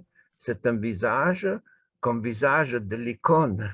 L'icône ne parle pas, mais l'icône est là. L'icône est présente. L'icône est la parole qu'on voit. L'icône est parole visible. La parole visible et Dieu se présente à Grand Inquisiteur comme icône, comme une icône des icônes, c'est-à-dire icône éternelle, la présence éternelle de quelque chose d'ailleurs, de quelque chose qui dépasse notre entendement, et le silencieux. Il écoute attentivement, comme écoute par la même logique presque. Raskolnikov, il écoute l'histoire de Lazare, quand Sonia lui lit ça, n'est-ce pas? Il y a plusieurs personnes qui sont à l'écoute, Et le plus grand écoute, c'est l'écoute de Dostoevsky, qui a entendu tous ces gens déjà à 14, plus tard aussi, qui entend et qui a su exprimer ces mots silencieux, qui les a portés au réel, c'est-à-dire au réel historique, au réel de l'écriture. L'écriture, c'est le silence des mots. Ce sont des mots qui se sont tus. Moi, je me pose beaucoup cette question-là parce que je connais les livres, surtout en écoutant, n'est-ce pas? Je lis en braille, mais il n'y a pas beaucoup de choses transcrites en braille, surtout Dostoevsky, que je commence seulement à étudier un peu le russe, mais j'ai décidé d'apprendre aussi le russe pour que je puisse entendre le silence en russe, parce que chaque langue représente son propre silence. Le français, l'italien, l'espagnol, le slovène, croate. Son propre silence, je pense que parler une langue, c'est surtout se pouvoir mettre aussi du côté de son grand silence. C'est ainsi qu'on parle. On parle dans le vide du silence. C'est pour ça qu'on est être parlant. Et je suis émerveillé quand je lis les textes, comment Dostoevsky lit ces textes et quel silence il avait dans les salles. Donc, le silence à l'écoute de Dostoevsky, et je pense que si quelqu'un le lit en russe, a une grande chance de peut-être comprendre mieux ce silence dont j'essaie d'expliquer un peu la signification par rapport à Grand Inquisiteur. Donc Jésus a tout dit. Il n'a plus rien à dire. Il est seulement présent, n'est-ce pas? Et s'il n'était pas présent, tout serait permis, n'est-ce pas? Mais s'il est présent en quelque sorte, il est présent comme une icône. D'où la signification profonde des icônes pour lesquelles les gens sont morts dans Byzance, n'est-ce pas? Dans la bataille entre les iconoclastes et iconophiles. Il a fallu que l'icône gagne. Pourquoi? Parce qu'il a fallu que le silence gagne. Il a fallu que l'icône devienne la parole qu'on voit, la parole qui est visuellement perceptible. Et je vais terminer par une chose très simple qui me tient beaucoup à cœur au sujet de Dostoevsky. Dostoevsky n'a pas écrit seulement en dictant à Anna Grigorievna, il a écrit dans le silence. Quand il était seul, la nuit, il réfléchissait, il préparait le texte à dicter pour que ce texte devienne une autre forme de silence. Et ce qui est remarquable chez lui, je pense que c'est une des rares auteurs de ce type, c'est le réel. C'est pas n'importe quel réel, c'est le réel que Bachelard appelle le grand réel. On dirait le réel redoublé, le réel enrichi, pas seulement avec la parole, mais aussi avec le silence. Et même s'il ne reste plus rien, et seulement le silence, c'est toujours un très grand mot et un mot très important. Avec ça, je termine mon bref exposé et je vous remercie de votre silence et je vous donne le mien. Merci beaucoup. Merci beaucoup. Donc, je tâcherai. Merci beaucoup. Donc, so I have to. I was delighted by the speech of Mr. Boucher. He's so rich. So I shall now present what I have written about, for those who do not understand French. So Mr. Boucher, first he expresses his disappointment about so many translations of Dostoevsky, which obliterates the original thought of the author, and then he he relates how his first encounter with Dostoevsky. He said that when he was a child and when he could see, so he saw someone suffering from a seizure, and the seizure, epilepsy, is a so-called divine disease. It was in the 19th century, and as far as we know, Dostoevsky suffered a lot from the seizures. And so that was something that guided him, this image of the patient in convulsions that was guiding him to Dostoevsky, to the secret of Dostoevsky. And he was entering Dostoevsky by Milan Kundera, so by the advice of Milan Kundera, who was and who still is Mr. Eugen Boucher's friend. And Milan Kundera said him that we have always to understand the biography and the circumstances in which the author, which a particular author was writing. So I started, he said, with a very simple story, and it's a sort of a legend. Somewhere in Asia, there was a village, and the village was inhabited by blind people. And one day, someone brought an elephant to the village, and so they did not see the elephant, and they got no idea about how elephant was. And so someone put his hand on the elephant's nose, on the elephant's eye, on the elephant's leg, and so on, and then they made all together, so how to say, an image of the animal, and they described. And Mr. Boucher says that the Dostoevsky's work is like these parts of the animal, of the elephant, so it cannot be comprehended totally just by fractions. It's so immense. And so Mr. Boucher proposes to speak from his point of view. And first, he underlines something which is essential and which differentiates him from Dostoevsky. So Mr. Boucher has not made any experience of prison, but to be in prison is something that Dostoevsky knew. And some authors from 20th century also knew how it was to be in the prison. And Dostoevsky's great life experience was Katorga. So he was in Katorga prison, in sort of pre-revolutionary gulag. In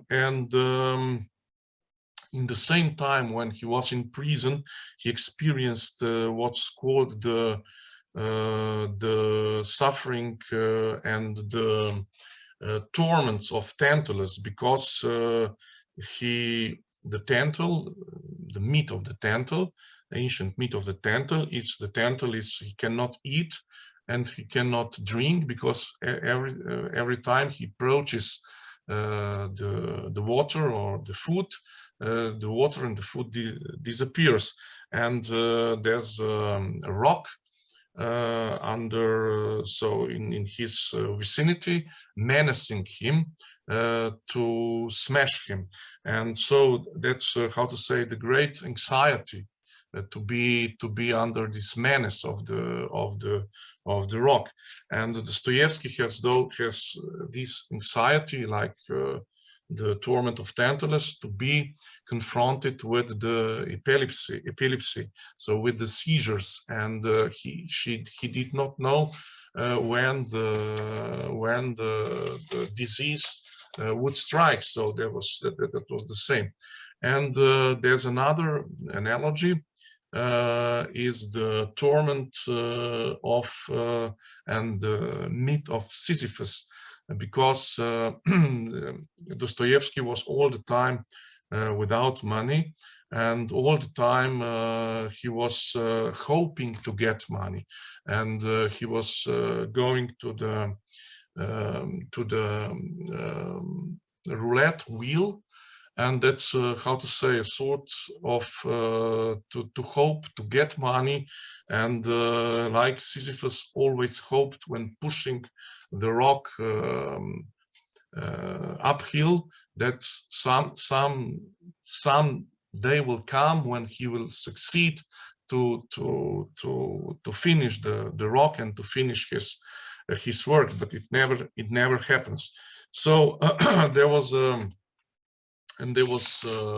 another very important point of view, which was the theological point of view of Dostoevsky, and that's would be very useful. The image we have on the screen of the Christ, he was painted by Holbein, and there's a very essential relationship to the Eastern man and to the Orthodox Church, to the ground, to the earth, because earth is, in the perspective of the Orthodox Church, something that is sacred, because and then there's Mr. Boucher enumerates the persons in the novels of Dostoevsky who are throwing themselves to the ground. So it's not an act of despair, but it's an act of profound veneration of the ground. Just my remark, don't forget to see the cinema of the films of Andrei Tarkovsky, who is just this logic of the earth, the logic of the earth, the Orthodox logic of the earth. And then he ends, so I'm resuming very how to say, roughly, this excellent speech.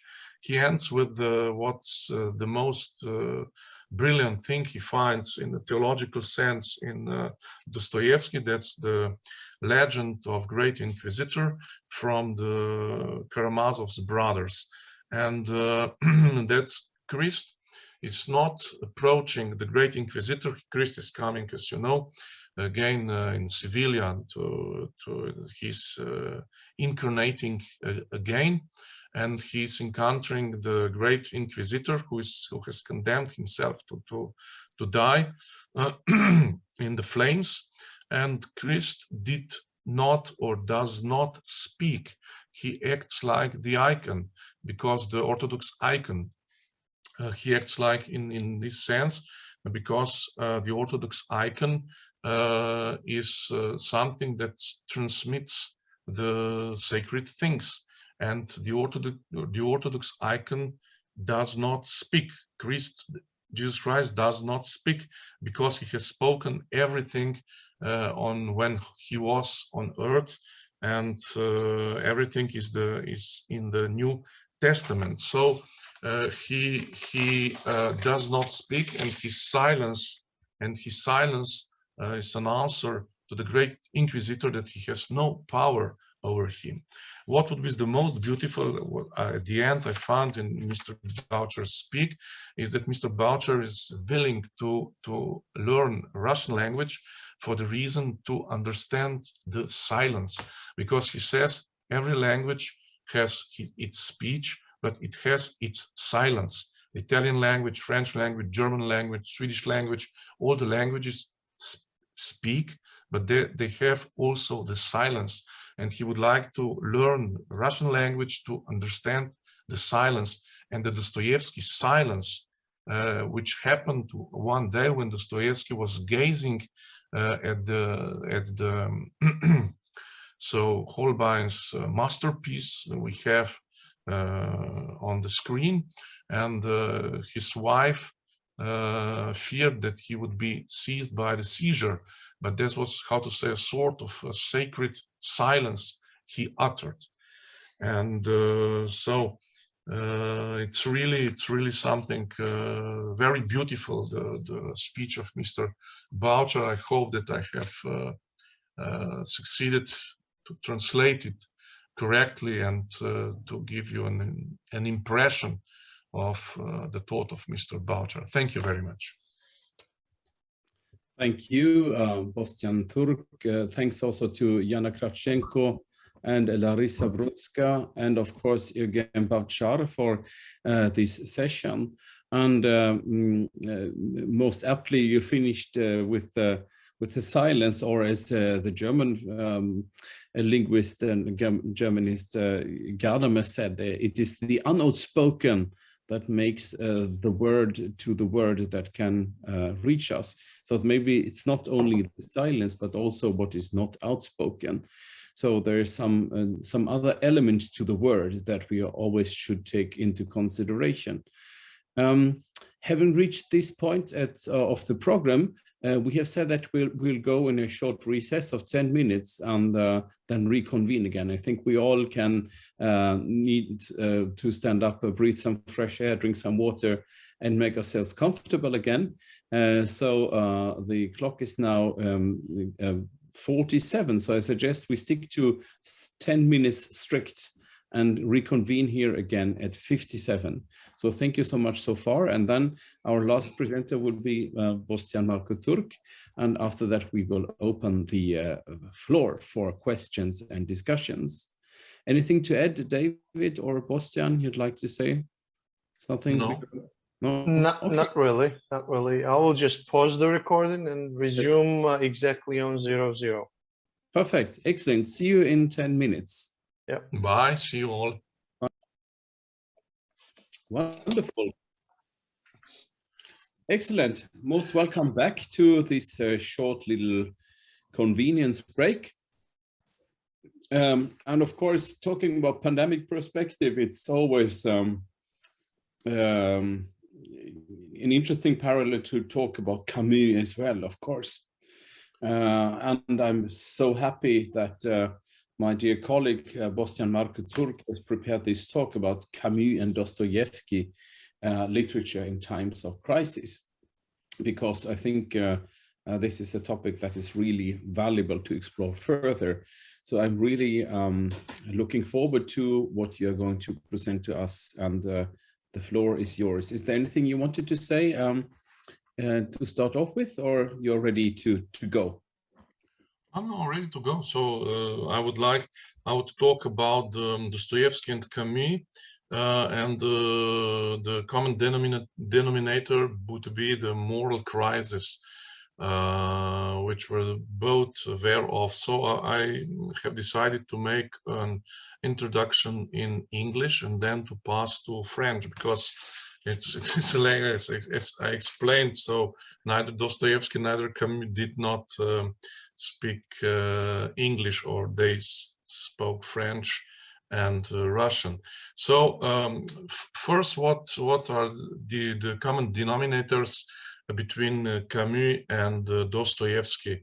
First, I would say that Camus was a libertarian socialist.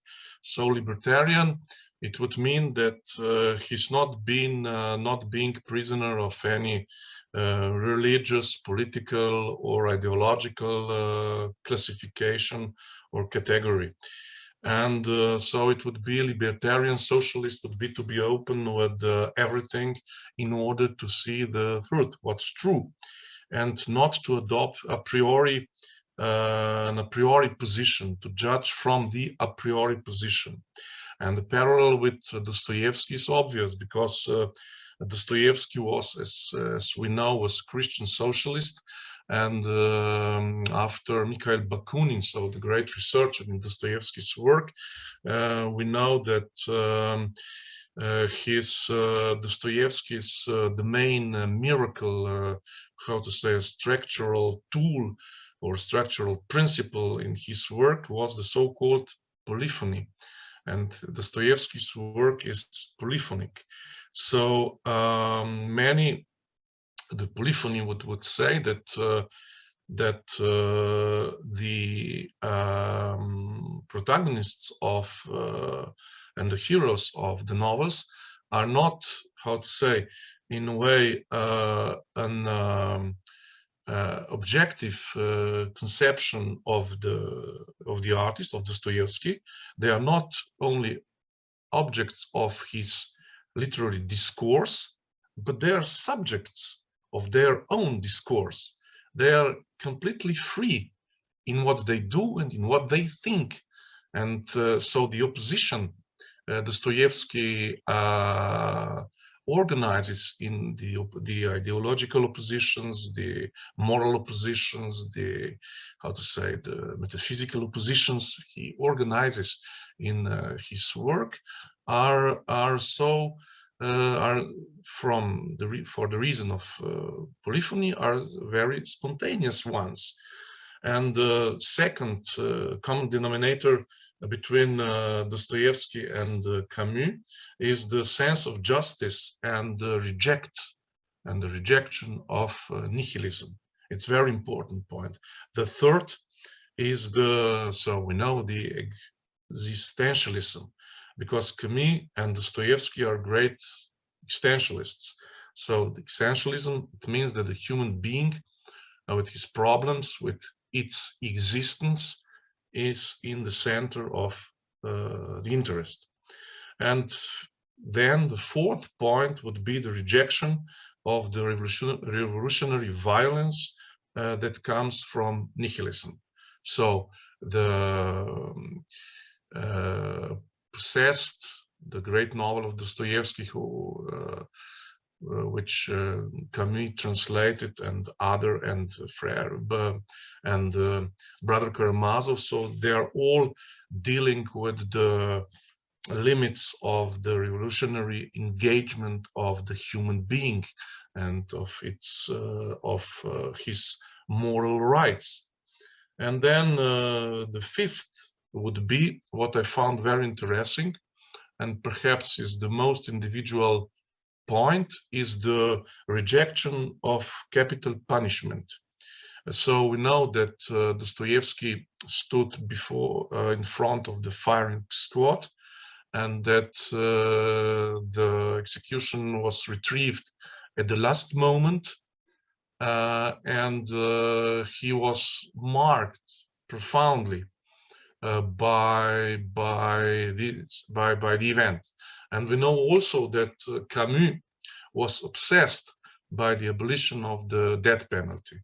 So he worked a lot. And I can imagine, because when I was very young, when I was, how to say, entering the realm of philosophy and literature, there was a writer which was a sort of acquaintance of my father, who was a cardiologist, and who was very, very famous at the time, because he also had very good relations with all the top writers in Paris, with Camus. He personally knew Camus, he personally knew Sartre, he personally knew Aragon, he personally knew all that. So we cannot dream of that, because they are deceased. But how to say, in the 50s, in the 60s, there was really a prestigious thing. So this writer, is called Javoršek, was a Slovenian writer. He wrote in Slovene, had the experience, because he was part of the resistance during the Second World War, and he had the experience of being put in front of the firing squad. It happened in 1943, and because he was captured as a partisan, and it meant the capturing meant death sentence immediately. For the reason unexplained and unknown to him, he was retrieved at the last moment. He was literally standing in front of the firing squad. So he related his experience to me, and I saw, so 30 years ago, it was 30 years ago, I saw that it was the event that marked him profoundly. That's an experience that Dostoevsky had, and I think that Camus saw the Dostoevsky biography and reacted in a way that he was promoting all the time, promoting the idea of abolishing the death penalty. So please let me now pass to French, because not to offend Camus, who speaks, who did not, perhaps he has certain small notion of English. So, je reprends pour le public français, je reprends en français en disant ce que Dostoïevski est commun, ce que Dostoïevski et Camus ont en commun. Ah bon, donc nous pouvons dire que Camus, ça se voit tout de suite, est un socialiste libertaire. Et libertaire, ça veut dire qu'il n'est pas prisonnier d'aucune catégorie ou classification religieuse, politique ou idéologique. Donc c'est un être ouvert, un écrivain ouvert à tout, pourvu que cela soit vrai. Donc il n'y a pas une lecture, il n'y a pas une position a priori. Et avec le parallèle avec Dostoïevski qui s'offre gratuitement, si vous voulez. Dostoïevski est un socialiste chrétien, et donc c'est que son œuvre est, depuis la découverte de Mikhail Bakhtin, dans le fameux ouvrage de la poétique de Dostoïevski, l'œuvre de Dostoïevski est une œuvre polyphonique, c'est-à-dire qu'il y a la pluralité des voix. Donc, que les auteurs, que les figures dans les romans, les protagonistes dans les romans de Dostoïevski ne sont pas sujets ou objets, ou donc ne sont pas manipulés, les pantins à ficelle de l'auteur omniscient, mais ils sont doués de leur existence. Ils existent comme sujet.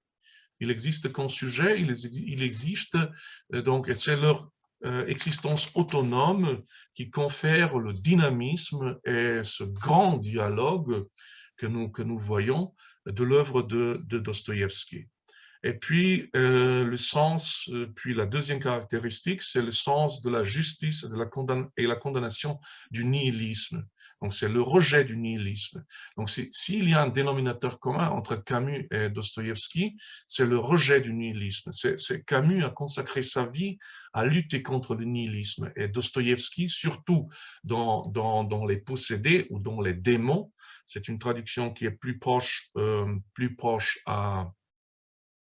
au sens de l'original, du titre original, et donc à formuler. Donc les démons ou les possédés, c'est un roman contre le nihilisme, et contre le nihilisme, si vous voulez, terroriste, et contre le nihilisme révolutionnaire.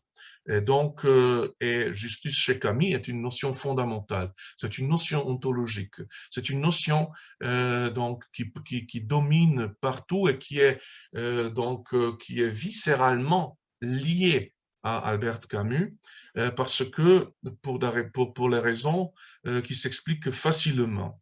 Donc, pour faire une petite parenthèse, il y a un dictum de Camus qui est très, très célèbre. Donc, Camus dit « un homme, ça s'empêche ».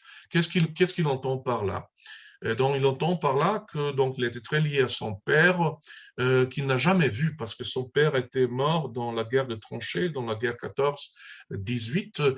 Il a gardé deux anecdotes. La première anecdote, c'est que son père a assisté à l'exécution publique dont quelqu'un a été guillotiné. Donc son père l'a vu de près, il a raconté tout cela à sa mère, et son père a été, après cet événement, après ce spectacle funeste, il a été il était presque devenu fou parce qu'il n'a jamais vu une telle atrocité, donc la guillotine qui coupe le corps en deux, donc du sang, etc. Je ne vais pas rentrer en détail. Et puis deuxième anecdote, c'est que son père était se promenait avec un ami à travers la campagne. Et donc, il y avait deux sentinelles, parce que c'était pendant la guerre. Il y avait deux sentinelles, ils ont retrouvé deux sentinelles morts, émasculés, et donc leur sexe mis dans la bouche. Et puis son père a légué à sa mère donc cette idée, un homme, ça s'empêche. Et c'était le credo de Camus, un homme, ça s'empêche. Un homme, ça s'empêche. In English, man would withdraw himself from the non-moral acts. And le père de Camus, donc il a dit, donc son compagnon lui a expliqué, bon, ça nous arrive parce que nous attaquons, bon, etc. Et donc il faut comprendre les pauvres gens, donc c'était la guérilla, les rebelles de l'Algérie qui l'ont fait ça. Il faut les comprendre parce que sinon, donc nous les volons, nous les mettons sous le joug de notre empire colonial, etc., etc. Et le père de Camus a dit, mais non, moi aussi, je souffre de l'empire colonial, je suis dégradé, donc je gagne pas mon pain, j'ai des difficultés, etc. Mais l'idée donc de massacrer un homme de la sorte ne me serait jamais arrivé, parce que un homme, ça s'empêche, parce que c'est un homme. Et là, le sens de la justice de Camus et de Dostoïevski, c'est un sens de la justice tout à fait concrète.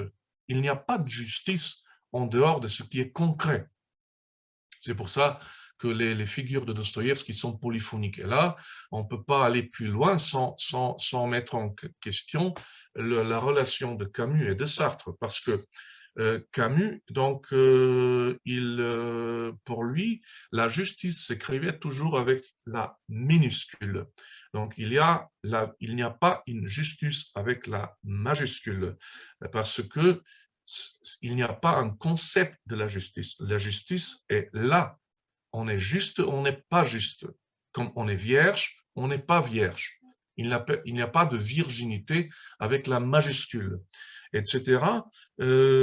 Sartre, donc, et les philosophes français, et donc, voilà, les normaliens, la dialectique de l'école normale supérieure, enseignent que, voilà, le concept, c'est une chose parmi les plus prestigieuses qu'il existe, qu'il faut toujours avoir un concept, et qu'un concept, c'est la justice avec la majuscule. Le problème qui se pose, le problème de Camus et de Dostoïevski, c'est que ils n'étaient pas les auteurs du concept, parce qu'on peut aisément tourner le concept à son contraire. La justice peut devenir une injustice. C'est pour cette raison que les philosophes donc, qui opéraient sur les concepts, comme Sartre, étaient donc épris de la philosophie hégélienne, et qu'elle explique tout, et que ces triades sont formidables pour expliquer le cours de l'histoire, et que là, à la fin, la justice avec la majuscule triomphera, mais pour qu'elle triomphe, il faut qu'elle passe à travers ces négations, etc. Donc, il faut que la justice, pour un certain moment, ne devienne cesse d'être justice pour devenir une sorte d'injustice, pour réapparaître comme une justice avec la majuscule dans la, comment dirais-je, dans la perception métaphysique du mot. Ce qui légitime, ce qui justifie, cette justice justifie, si vous voulez, les camps de concentration, les goulags, etc. Les goulags et le système communiste, le système terroriste et le système révolutionnaire sur lequel donc Camus basait et qui a été prédit par Dostoïevski, c'est pas autre chose qu'un petit virage dans l'histoire qui va aboutir donc au règne de la classe ouvrière et à l'état ou au stade de l'humanité où il n'y aura plus d'injustice. Ce qui n'est pas vrai, ce qui est faux. Et cette idée de la justice, donc Dostoïevski ont été obsédés, si vous voulez, et même Camus. Et donc, il n'y a pas de justice abstraite et il n'y a pas d'injustice abstraite. Il y a la justice concrète. Et donc, et le nihilisme, donc un terme qui est né de la crise morale, illustre cela. Donc Dostoïevski s'est beaucoup préoccupé parce que, étant mis devant un peloton d'exécution, et puis étant mis au bagne en Sibérie, donc il a compris lui-même que le chemin de la violence révolutionnaire ne mène nulle part. Et c'était la même idée qu'avec Camus. Et que donc lui a coûté beaucoup parce que cette idée lui a terni la gloire, son gloire d'un intellectuel, du prix Nobel si vous voulez, etc. Et donc, parce qu'il a dit, il était contre le communisme. Et vous savez que donc les Possédés, le grand roman, le dernier roman de Dostoïevski a été très mal reçu de la part de la nomenclature, disons, stalinienne et puis post-stalinienne.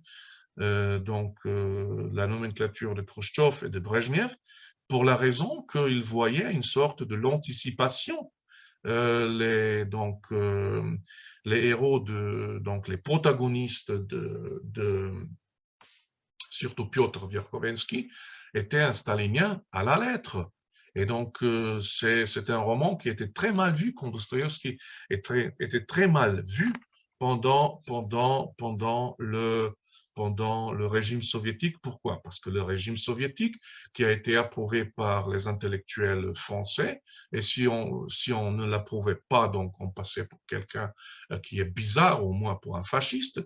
Donc le régime soviétique, donc c'était une sorte de l'incarnation du bien, c'est-à-dire de tous ces termes supérieurs, qu'en réalité c'était une dictature. Donc franchement, depuis le livre noir du communisme, on sait que c'était une dictature, donc, et que donc la morale, c'était la morale telle qui a été dite par le parti qui régissait la vie dans le pays. Et c'était pas la morale de Dostoïevski, c'était pas la justice avec la minuscule, non, c'était la justice avec la majuscule qui était transformée. Les histoires de Goulag, les histoires de Solzhenitsyn, et donc les histoires des dissidents, les histoires, si vous voulez, l'histoire de Sakharov. Nous avons encore le prix Sakharov en Europe, donc qui a été tourné en injustice avec la majuscule, si vous voulez. Bien que le système soviétique disait que, bon, le système soviétique, je parle des systèmes totalitaires, le système de Mussolini et de Hitler c'était la même chose. C'était la même chose. Et Camus était contre Hitler, il était contre Staline. Être contre Hitler, il a prouvé, parce qu'il a la carte de résistance datant du juillet 43, c'est-à-dire que, on ne sait pas, mais il a fallu qu'il ait rejoint la résistance au moins une année auparavant. C'est-à-dire dans l'année, si nous prenons l'année 41, 42, 41, donc là où les communistes français, aussi que Sartre, avaient les mains liées parce qu'il y avait le pacte germano-soviétique qui interdisait que les communistes français, lors de l'occupation de Paris, en juin 1940, il y a une lettre dans les archives, donc il adressait à la direction donc Gestapo, la demande officielle de faire publier leur journal, le journal qui paraît encore aujourd'hui, l'Humanité, et puis ils ont expliqué pourquoi, pour donc saluer l'amitié du régime nazi et du peuple allemand et du peuple russe qui luttent ensemble contre qui? Contre les francs-maçons, contre les juifs et contre les alliés occidentaux. C'est une lettre qui est restée dans les archives. Et donc, voilà, et puis il y a le troisième dénominateur commun entre Camus et Dostoïevski, c'est que il y a donc l'existentialisme. Camus et Dostoïevski étaient existentialistes. On s'approche par l'existentialisme, on s'approche, je pense, du noyau de cette communication entre Dostoïevski et Camus. C'est-à-dire que l'existentialisme, il met la condition humaine, la condition concrète, c'est-à-dire, si vous voulez, je reprends encore une fois, la justice avec la minuscule au centre de l'intérêt. Et surtout, donc, Dostoevsky était extrêmement sensible à ce qui s'appelle la question existentialiste numéro 1, donc la question du libre arbitre. Parce que l'homme a le libre arbitre, l'homme est doué du libre arbitre. C'est Sartre qui a donc forgé les idées existentialistes, etc. C'est que nous jugeons par nos actes mêmes, mais c'est que le libre arbitre, qui est une idée grecque, d'origine grecque, augustinienne, si vous voulez, chrétienne, si vous voulez, aussi calviniste. Donc, le libre arbitre est l'outil le plus fort que l'homme a à la disposition en ce qui concerne son engagement dans l'histoire et dans la société. Et donc, le fond de l'existentialisme de Camus et de Dostoevsky. Et donc, c'est l'histoire, maintenant aussi au cours de notre symposium notoire, l'histoire du grand inquisiteur, que j'aborderai de l'autre point de vue, de la volonté de puissance, parce que Christ réapparaît donc à Séville, donc au temps de l'Inquisition, au temps des autodafés, au temps des autodafés, au temps de toutes ces horreurs où on condamnait les gens à cause de leur credo, à cause de ce qu'ils faisaient, donc ce qu'ils avaient à faire, etc. Et donc Christ apparaît devant le grand inquisiteur. Je vous rappelle donc l'étoile de El Greco, surtout de jeter un coup d'œil sur la toile génial qui s'appelle Don Fernando Niño de Guevara, donc le grand inquisiteur. J'ai toujours imaginé le grand inquisiteur sous la forme de Don Fernando Niño de Guevara. Et donc, le grand inquisiteur, il explique à Christ donc, que c'est un facteur maintenant gênant et que, bon, il a refusé, il a repoussé les trois forces qui sont existentielles pour constituer un pouvoir. Et c'était de la tentation dans le désert de la part de l'esprit malin. Et donc, il a refusé la tentation de changer les roches en pain, la tentation de sauter à vide à partir du pinacle du temple et d'avoir sa chute donc amortie par l'action des anges, et la tentation, la dernière tentation, de se proclamer le roi du monde. Donc, ce sont les trois tentations. La première, de changer les roches en pain, du mystère. La deuxième, du miracle. Et la troisième, de l'autorité. Et donc, le grand inquisiteur reste perplexe parce qu'il voit que Christ voulait porter aux hommes la liberté, qu'il voulait les libérer. Et le Christ, et le grand inquisiteur lui explique, écoute, ça vaut pas la peine de les libérer parce que les hommes ne veulent pas être libérés. Ils veulent être asservis. Ils n'ont pas besoin d'être au service, etc. Ils n'ont pas besoin d'être au service. Il n'y a rien à faire. Tu n'as rien à faire ici. Et donc, c'est le point de vue de l'existentialisme. Et donc, Camus était fasciné, et Dostoevsky était fasciné par la légende du grand inquisiteur.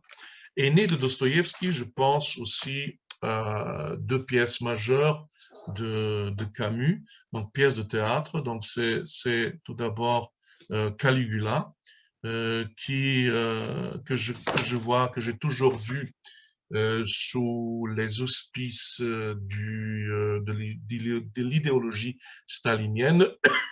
Et pour le modèle, si Camus a pris un modèle pour faire son Caligula, le prince romain, voilà, c'était Staline, parce que c'était la puissance, c'était la volonté de puissance incarnée. C'était maître, Caligula veut être le roi et le maître des vies et des morts de ses sujets, ce qu'il le fait dans sa cour même, ce qu'Hitler n'en a pas fait. Donc les purges c'est une chose que connaît uniquement le système communiste.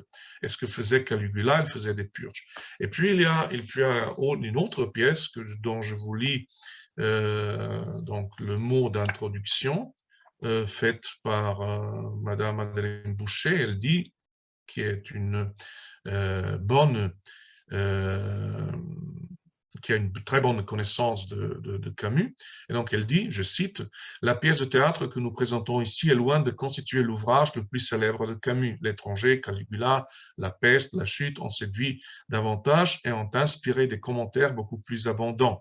Néanmoins, à mesure que nous prenons du recul, les justes, donc les pièces Les Justes, apparaissent comme un texte central non seulement dans l'œuvre de Camus, mais parmi les préoccupations majeures de notre temps. » Donc les Justes, c'est la même chose que dans les possédés. Donc il y a un groupe terroriste, quelque chose qui a été organisé par Piotr Verkhovensky, un groupe terroriste qui organise un attentat contre le grand-duc, qui est, je pense, le frère ou l'oncle du tsar. Et donc les attentats, les assassins sont prêts. Kalyaev et Stéphane, voilà, je retiens deux noms, ils sont prêts, mais le problème c'est que lorsque ils devraient jeter la bombe, voilà, il y a des enfants dans la calèche du grand-duc, et donc ils hésitent, ils ne peuvent pas. Donc là, c'est très clair que Camus, il dit la même chose que Dostoevsky, c'est que la limite révolutionnaire a ses fins et que nullement le but ne consacre pas les moyens. C'est défendu, c'est nihiliste. C'est le grand nihilisme historique de penser à la Machiavel, donc c'est que tout est permis et que l'objectif justifie tous les moyens. Il ne les justifie pas. Et donc c'est la grande différence de Sartre et de Camus. Pour Sartre, le but, l'objectif justifiait tous les moyens. Pour le système totalitaire de Mussolini, de Hitler, de Salazar, de Franco et de Staline, l'objectif, le but justifiait tous les moyens. Malheureusement, il y a des preuves, il y a des tombes, il y a d'après le livre noir du communisme, 100 millions de morts, à ne parler que de l'idéologie communiste, à ne pas parler de l'idéologie naziste, fasciste, de d'autres totalitarismes. Donc là pour le temps de la crise, le temps du Covid, ce qui est fascinant, c'est la foi, cette foi inébranlable à l'homme, au bien, à la justice, si vous voulez, avec la minuscule, aux petits gens, la foi au quotidien. Voilà, c'est une grande leçon de l'optimisme que Dostoevsky et Camus nous inspirent, disons, à travers des siècles, le premier, à travers des âges, le deuxième. Bon, merci. So I have finished in French.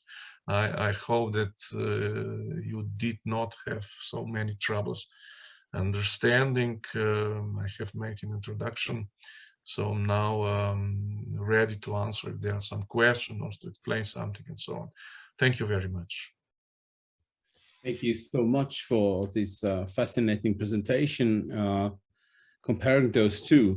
And of course, we should have pointed out the frequently made assumption that Dostoevsky is counted as the first existentialist. And that's also why we call this event today the disaster of human existence. But my guess is that there are, or might be at least a couple of questions related to the presentations made. And I would like to open the floor for these questions, if there are any. So if you would like to say something, you can raise your hand with the raise hand function on the reactions. And please step forward, please. May I suggest that if there are no hands, we cover the questions or try to answer the questions that have been shared in the public chat? Absolutely. And you have the overview, David. So I know we had a couple of questions in the Zoom chat. I don't know if we had any in other channels, but would you like to read from those, maybe? Yes, I could read the questions, and respectively we can answer. So the first question came from Hasu Joshi. How do conspiracy theories originate, and what is the mechanism of feeding them to make them seem real? A mirage or a real pool of water? It cannot necessarily be ignorance, as many of these theories are created by intellectual minds. Is it for control or to create chaos? I take that the question was asked to my presentation about the, I suppose. yes, and if we just stick to Dostoevsky, so not to make it too big, we can see how the psychology of conspiracy works with a person who withdraws from society and who engages in self-hatred and scapegoating other people. I think that Dostoevsky's Man in the Underground is a perfect example of that person who he rejects, as I said, the cognitive foundations of society based upon scientific method and expert knowledge, who has a psychological disposition to distrust other people and to hate other people, and who is very deeply rooted in a worldview in which he has very strong views upon how people are in his surroundings, in gender relations, and in the world in general. And I think that explains how people become susceptible to conspiracy theories. Now, the question of our friend in the chat is, of course, of yet another nature. Who uses conspiracy theories for what purpose? But as I said, this would leave the terrain of Dostoevsky and lead us to much other questions. What I think I wrote in the reply in the chat already is that I recently published a report on these issues, and that in that report I say that there are 4 levels of people using and spreading conspiracy theories. One is from the top down, people in power who use conspiracy theories to consolidate their power and denigrate their political opponents.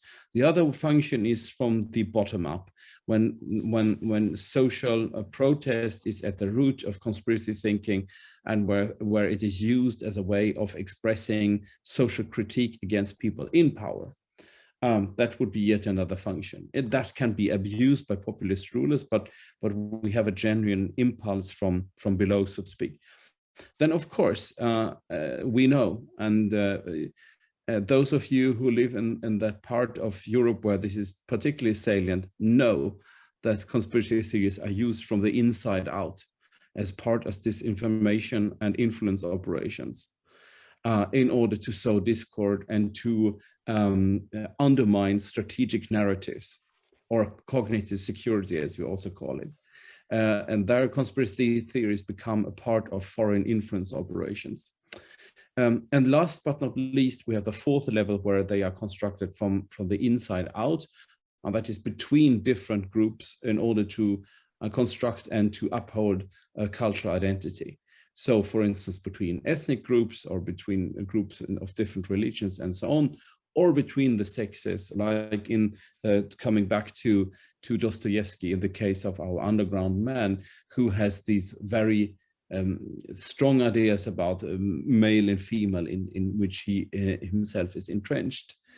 So I hope that will answer that question. And I know there were some follow-up questions as well. So. Yes, and I could add that the link that you shared in the chat will be included in the description of this recording. So for those who will be watching this as a recording on YouTube, please check description part of the video, and you can follow up with detailed article from Andreas. Okay. There were some comments as well, which I can pick. Yes. Can I ask something? Yeah, please. Yes, I see here. I don't understand very good from Mr. Mario. From Mr. Mario, so on. From Mr. Mario, I cannot. Mario. Umberto Morini. Umberto Morini. Sì, Umberto Morini. In 1943 in Zagreb, my godfather, my uncle, had the same experience of that Slovenian writer. So it's Slovenian, I'm Slovenian, so I do not understand if it is referring to me or something. Mr. I guess it is a know. continuation. It is a continuation of the first statement he posted, maybe Ioan Petru Culianu. I don't see. In his work, Eros, Magic, and the Renaissance. Actually, Mario is here. Mr. Mario, would you take the floor? You need to unmute yourself. Oh, just 1 second. I'll enable your microphone. Okay, it's done now. You just hit the space bar, it'll work. So, good evening to all. Two things. No, this is two different experience. The very first thing that came to my mind when I was listening to Mr. Annenfer's lecture was a part of studies I'm doing, because I want also to remind that there is also the anniversary, the 30th anniversary of the death of Ioan Petru Culianu, who died in 1991 in Chicago. And I have been studying for just a quite good time his works, and the idea regarding the concept of imagination that was typical in medieval times, in the Renaissance, and that was basically to a certain extent obliterated during the so-called religious war, reform and counter-reform, is one of the most important enlightening statements made by this Romanian philosopher. The fact is that the destruction of that idea of imagination that basically dominated the medieval, the late Middle Ages and the Renaissance mainly, is something that can explain this lobotomy that the mind of the European society received in both ways, in two different ways, but in the sense that we're absolutely the same, by obliterating the concept of imagination, the concept of nous, as it was perceived during the so-called magic and in the Renaissance time, Marsilio Ficino and his school. So the result could be also the one described very well by Annenfers. Precisely. I don't like and I don't use the word populist or the adjective populist or populism, but I simply understand that the symptoms, which were perfectly described by Mr. Annenfers very well, in my opinion, is a sort of list of symptoms of this kind. I don't want to use illness because it's connected to the virus as well, but to a certain extent it is. It is a virus spreading around, and it has no linguistic barriers. I mean, if you read the Unabomber Manifesto, for instance, if you read Hans-Anders Breivik, for instance, there are very good connections, and you understand that there is a common ground from people living in different eras, in different periods of time, in different countries with a different cultural background. Basically, this is, in my opinion, the lobotomy deriving from this removal of the concept of imagination that was created by in the West, in Western Europe. This is very important, in Western Europe, by the reform and the counter-reform, all together in the different ways. But the basic concept is the destruction of these ideals that we had. And we could speak a lot. I'm studying this, and I'm going to deliver a sort of small lecture regarding these, regarding the thinking of Culianu and Giordano Bruno, Marsilio Ficino, etc., which is of paramount importance and very actual today. Regarding this is a personal story, Mr. Turk.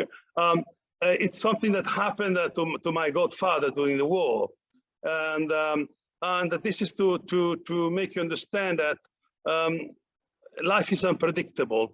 And from something very bad or desperate, you may also have hope, as happened to Dostoevsky, to this Slovenian writer, as to my godfather as well.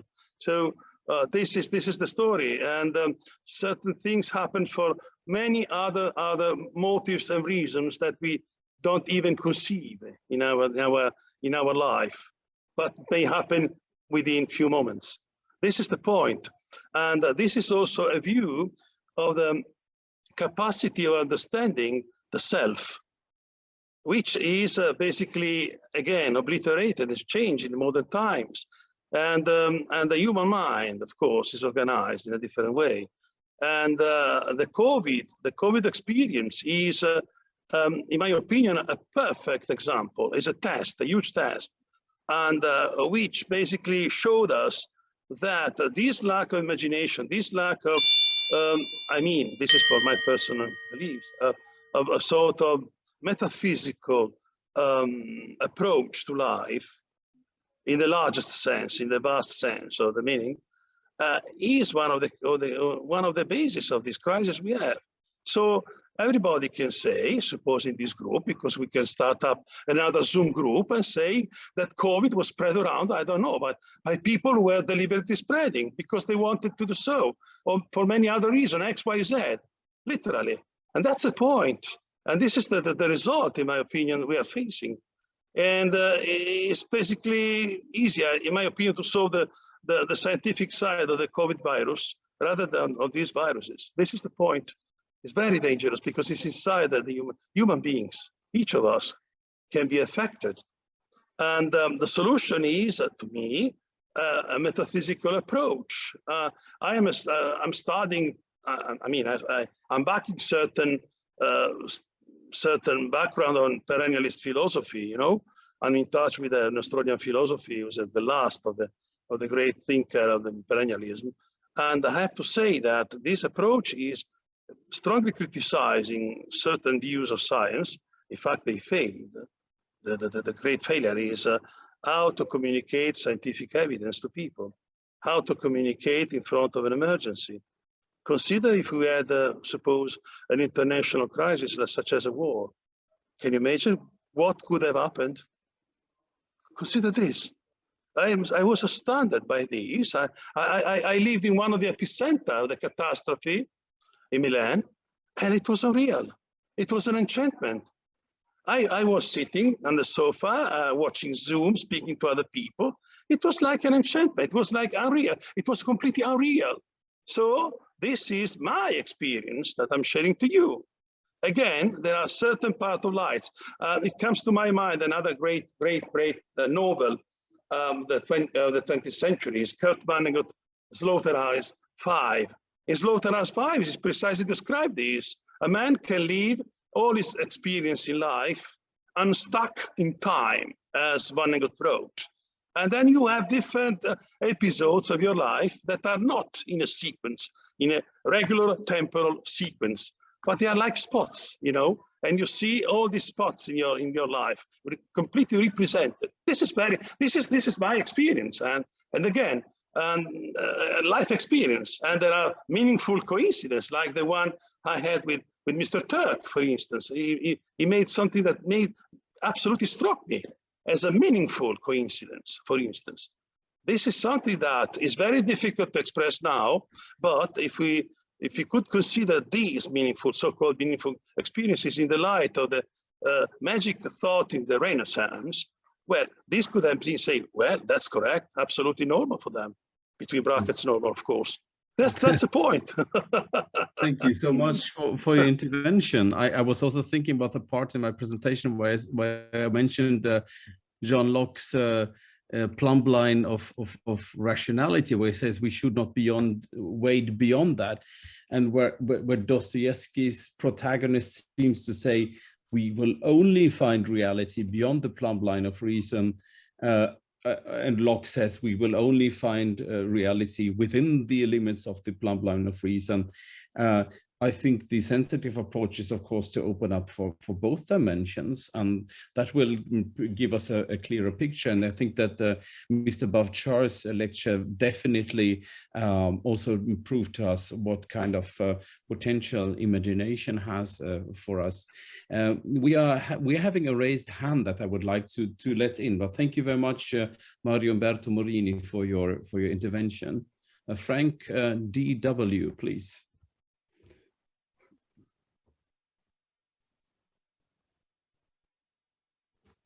We cannot hear you.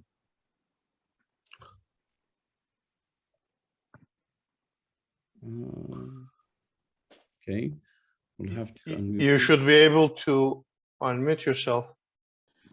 How about that? Any Yeah, better? There we go. It works now. Fantastic. Being English speaking, unfortunately, a lot went over my head, but the bits that I did grasp and understand were absolutely fascinating.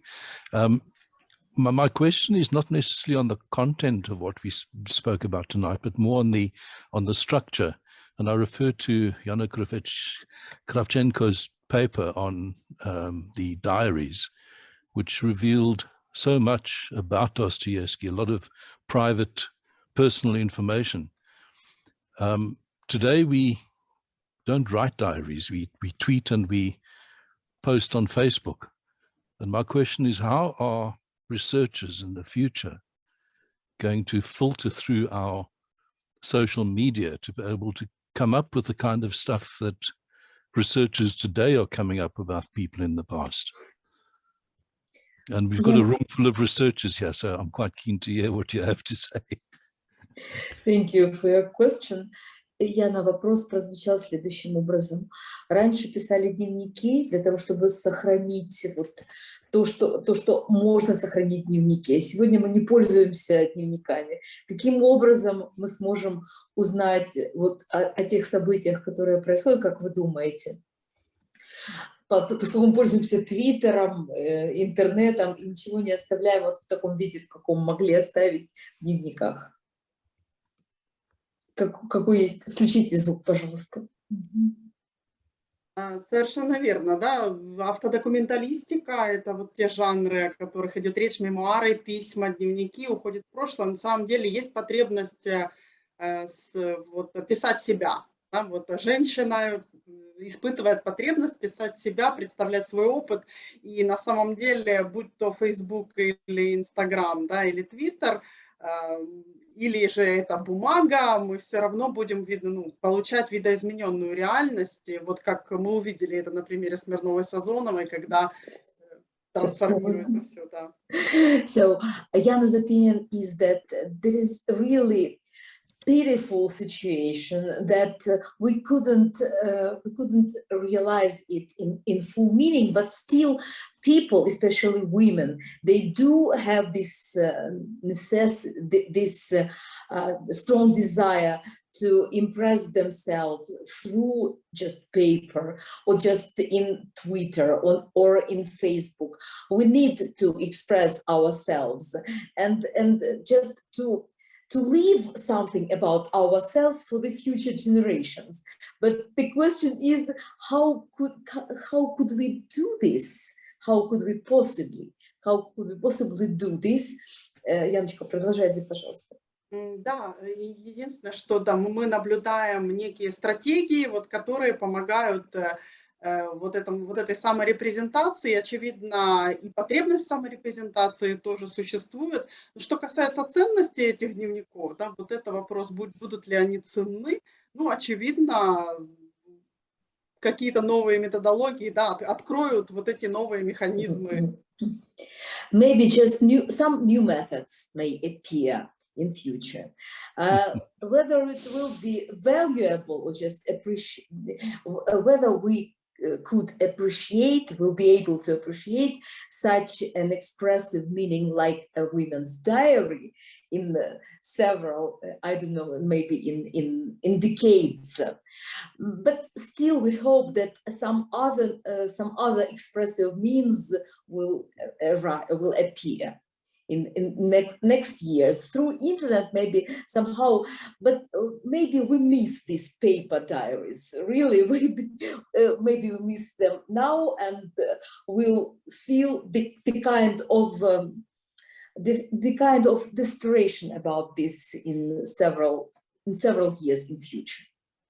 Да, ну и может быть, да, вот эта современность наша, да, то, что мы живем в эпоху пандемии, да, и это вызовет новую волну потребности записывать себя. So maybe this period of COVID and pandemic will arise the new demand for such an expressive mean to express ourselves through the paper, just like this, and like that was through Sophia Sazonova diary. Okay. Да, спасибо за вопрос. Yeah, thank you for your question.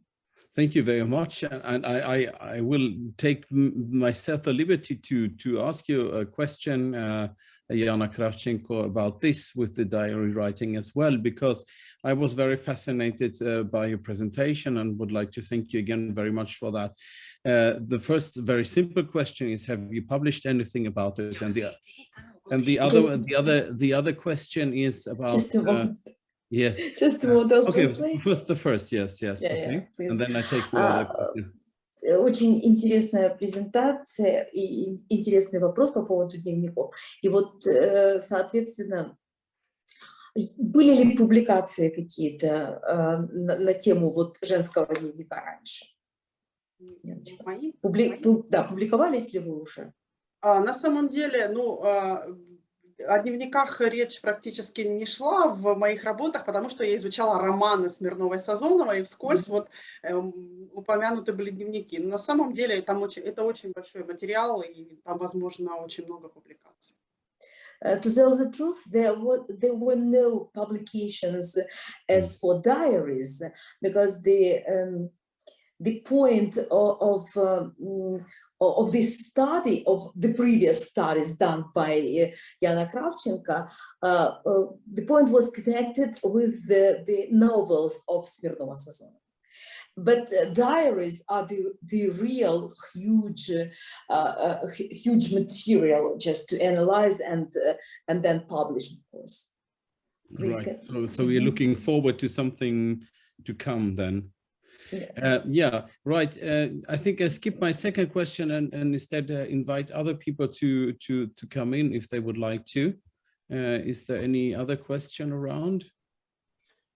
Just an observation to share to answer Frank's question regarding the structure, how the researchers could work with the files or traces that people may leave, like authors or people like that. As diary is the medium, right? Paper is the medium to carry the information. In contemporary world, it's the digital media that carries the information, but the medium is also already there. So in regard of Facebook or Twitter, which has become the tools for our expression, I think those who usually would take the notes and write the diaries could use those tweets and posts to be downloaded and kept as a file, as a yeah, it's the same thing. So how you get to the personal diaries, right? When the person dies, he leaves some stuff behind, right?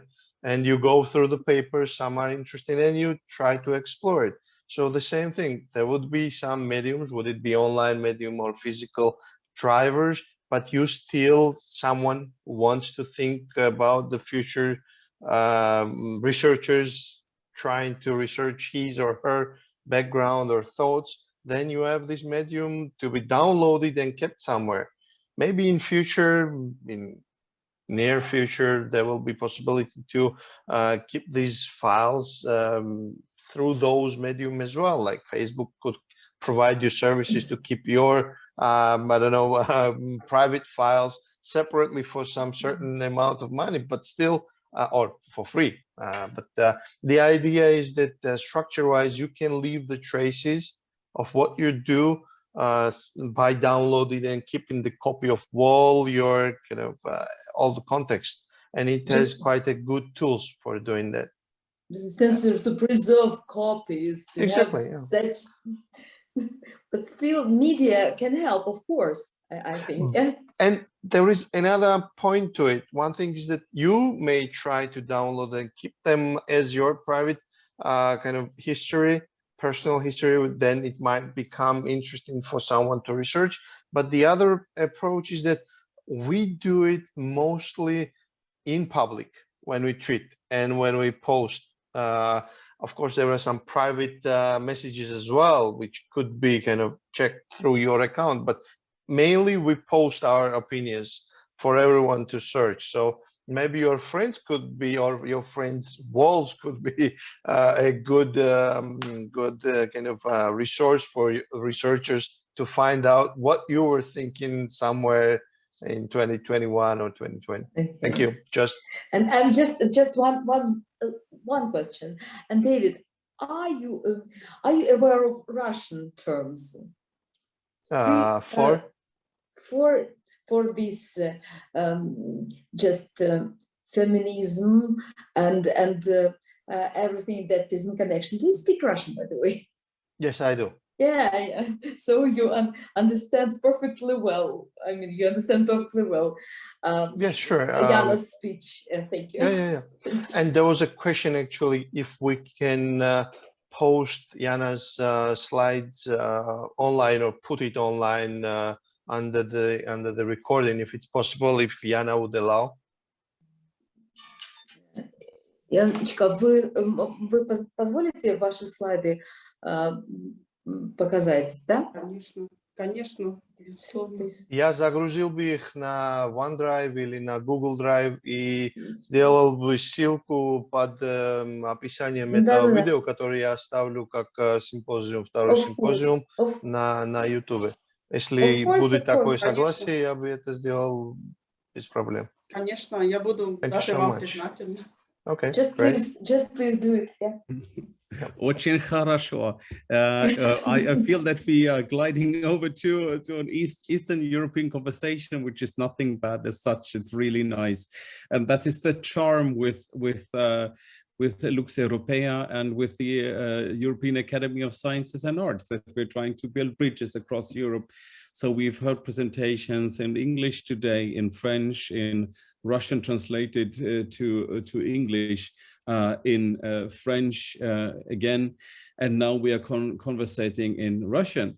So this is really very nice. We are nearing a point now where we are drawing it close to the open floor. I just wanted to comment on the link that I sent to you in the chat, because it was one question I wanted to ask about the very character of diary writing that was presented before. And it reminded me on what is actually connects then to Frank's question about digital source material, and that is digital epistemology. What is that? Well, and what I have no time to develop what digital epistemology is, but I sent you a link to a book that is open access on Springer, written by one of my colleagues, Jonas Ingvarsson. And one thing I was thinking about when listening to the presentation about the diary was the non-linearity, that it was that the kind of memory that was written into that diary already reminds of how people make sense of the world today. So not in a clear linear temporality, but is in some form of deconstructed way in which you have to piece together meaning. Now this is very difficult to translate, Larissa, so I will leave it in what I've said just now, but then you can communicate it to Jana later on. But I don't need to have the last word, so if there's anybody who would like to say something at the end of our session, you are most welcome. So if there are any comments or questions around still lingering, we can take one more now. Or if not, then I would like to take the opportunity to again thank you all for your contributions. Thank you, Jana Kravchenko. Thank you, Larisa Brodska. Thank you, Evgen Bavchar. Thank you, Bostian Marko Turk, for your presentations. Thank you, David Chichinadze, for organizing this and bringing us all together on this digital platform, which will be preserved for the future, which is also one of the intentions, because of course we will be preserved on a digital platform. And then of course we are thinking of that we might bring together our papers that we are organizing here under the brand of Pandemic Perspectives somehow. The European Academy of Sciences and Arts has started an initiative to launch a new academic journal that is published by our academy. That might be one output, or we might look into other things where we can materialize our thoughts even more. So thank you, all of you, from the east to the west and south to the north of Europe, for being here tonight. Yes, and with these words, I would like to pass over to David for some final reflections, please. Well, thank you so much. It was another symposium that we tried to organize. I think it was a great discussion, and thanks to panelists. From my side, I'll make sure that in a short while, in a day or two, the redesigned official version of it is uploaded to YouTube channel of Lux Europae, and also it is shared through Facebook page of it.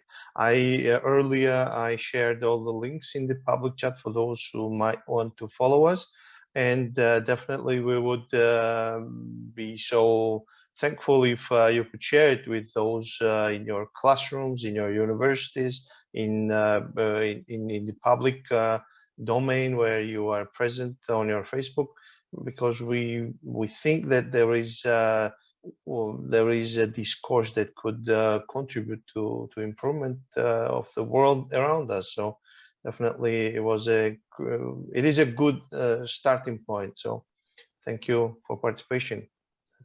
Thanks a lot. Bostian Marko Turk, any final reflections? You need to unmute yourself.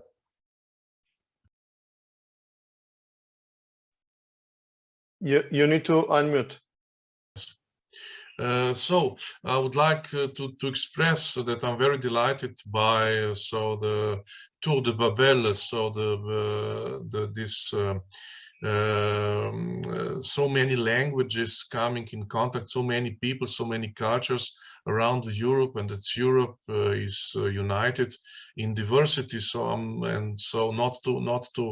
not to think about everything we have heard today that has enriched us,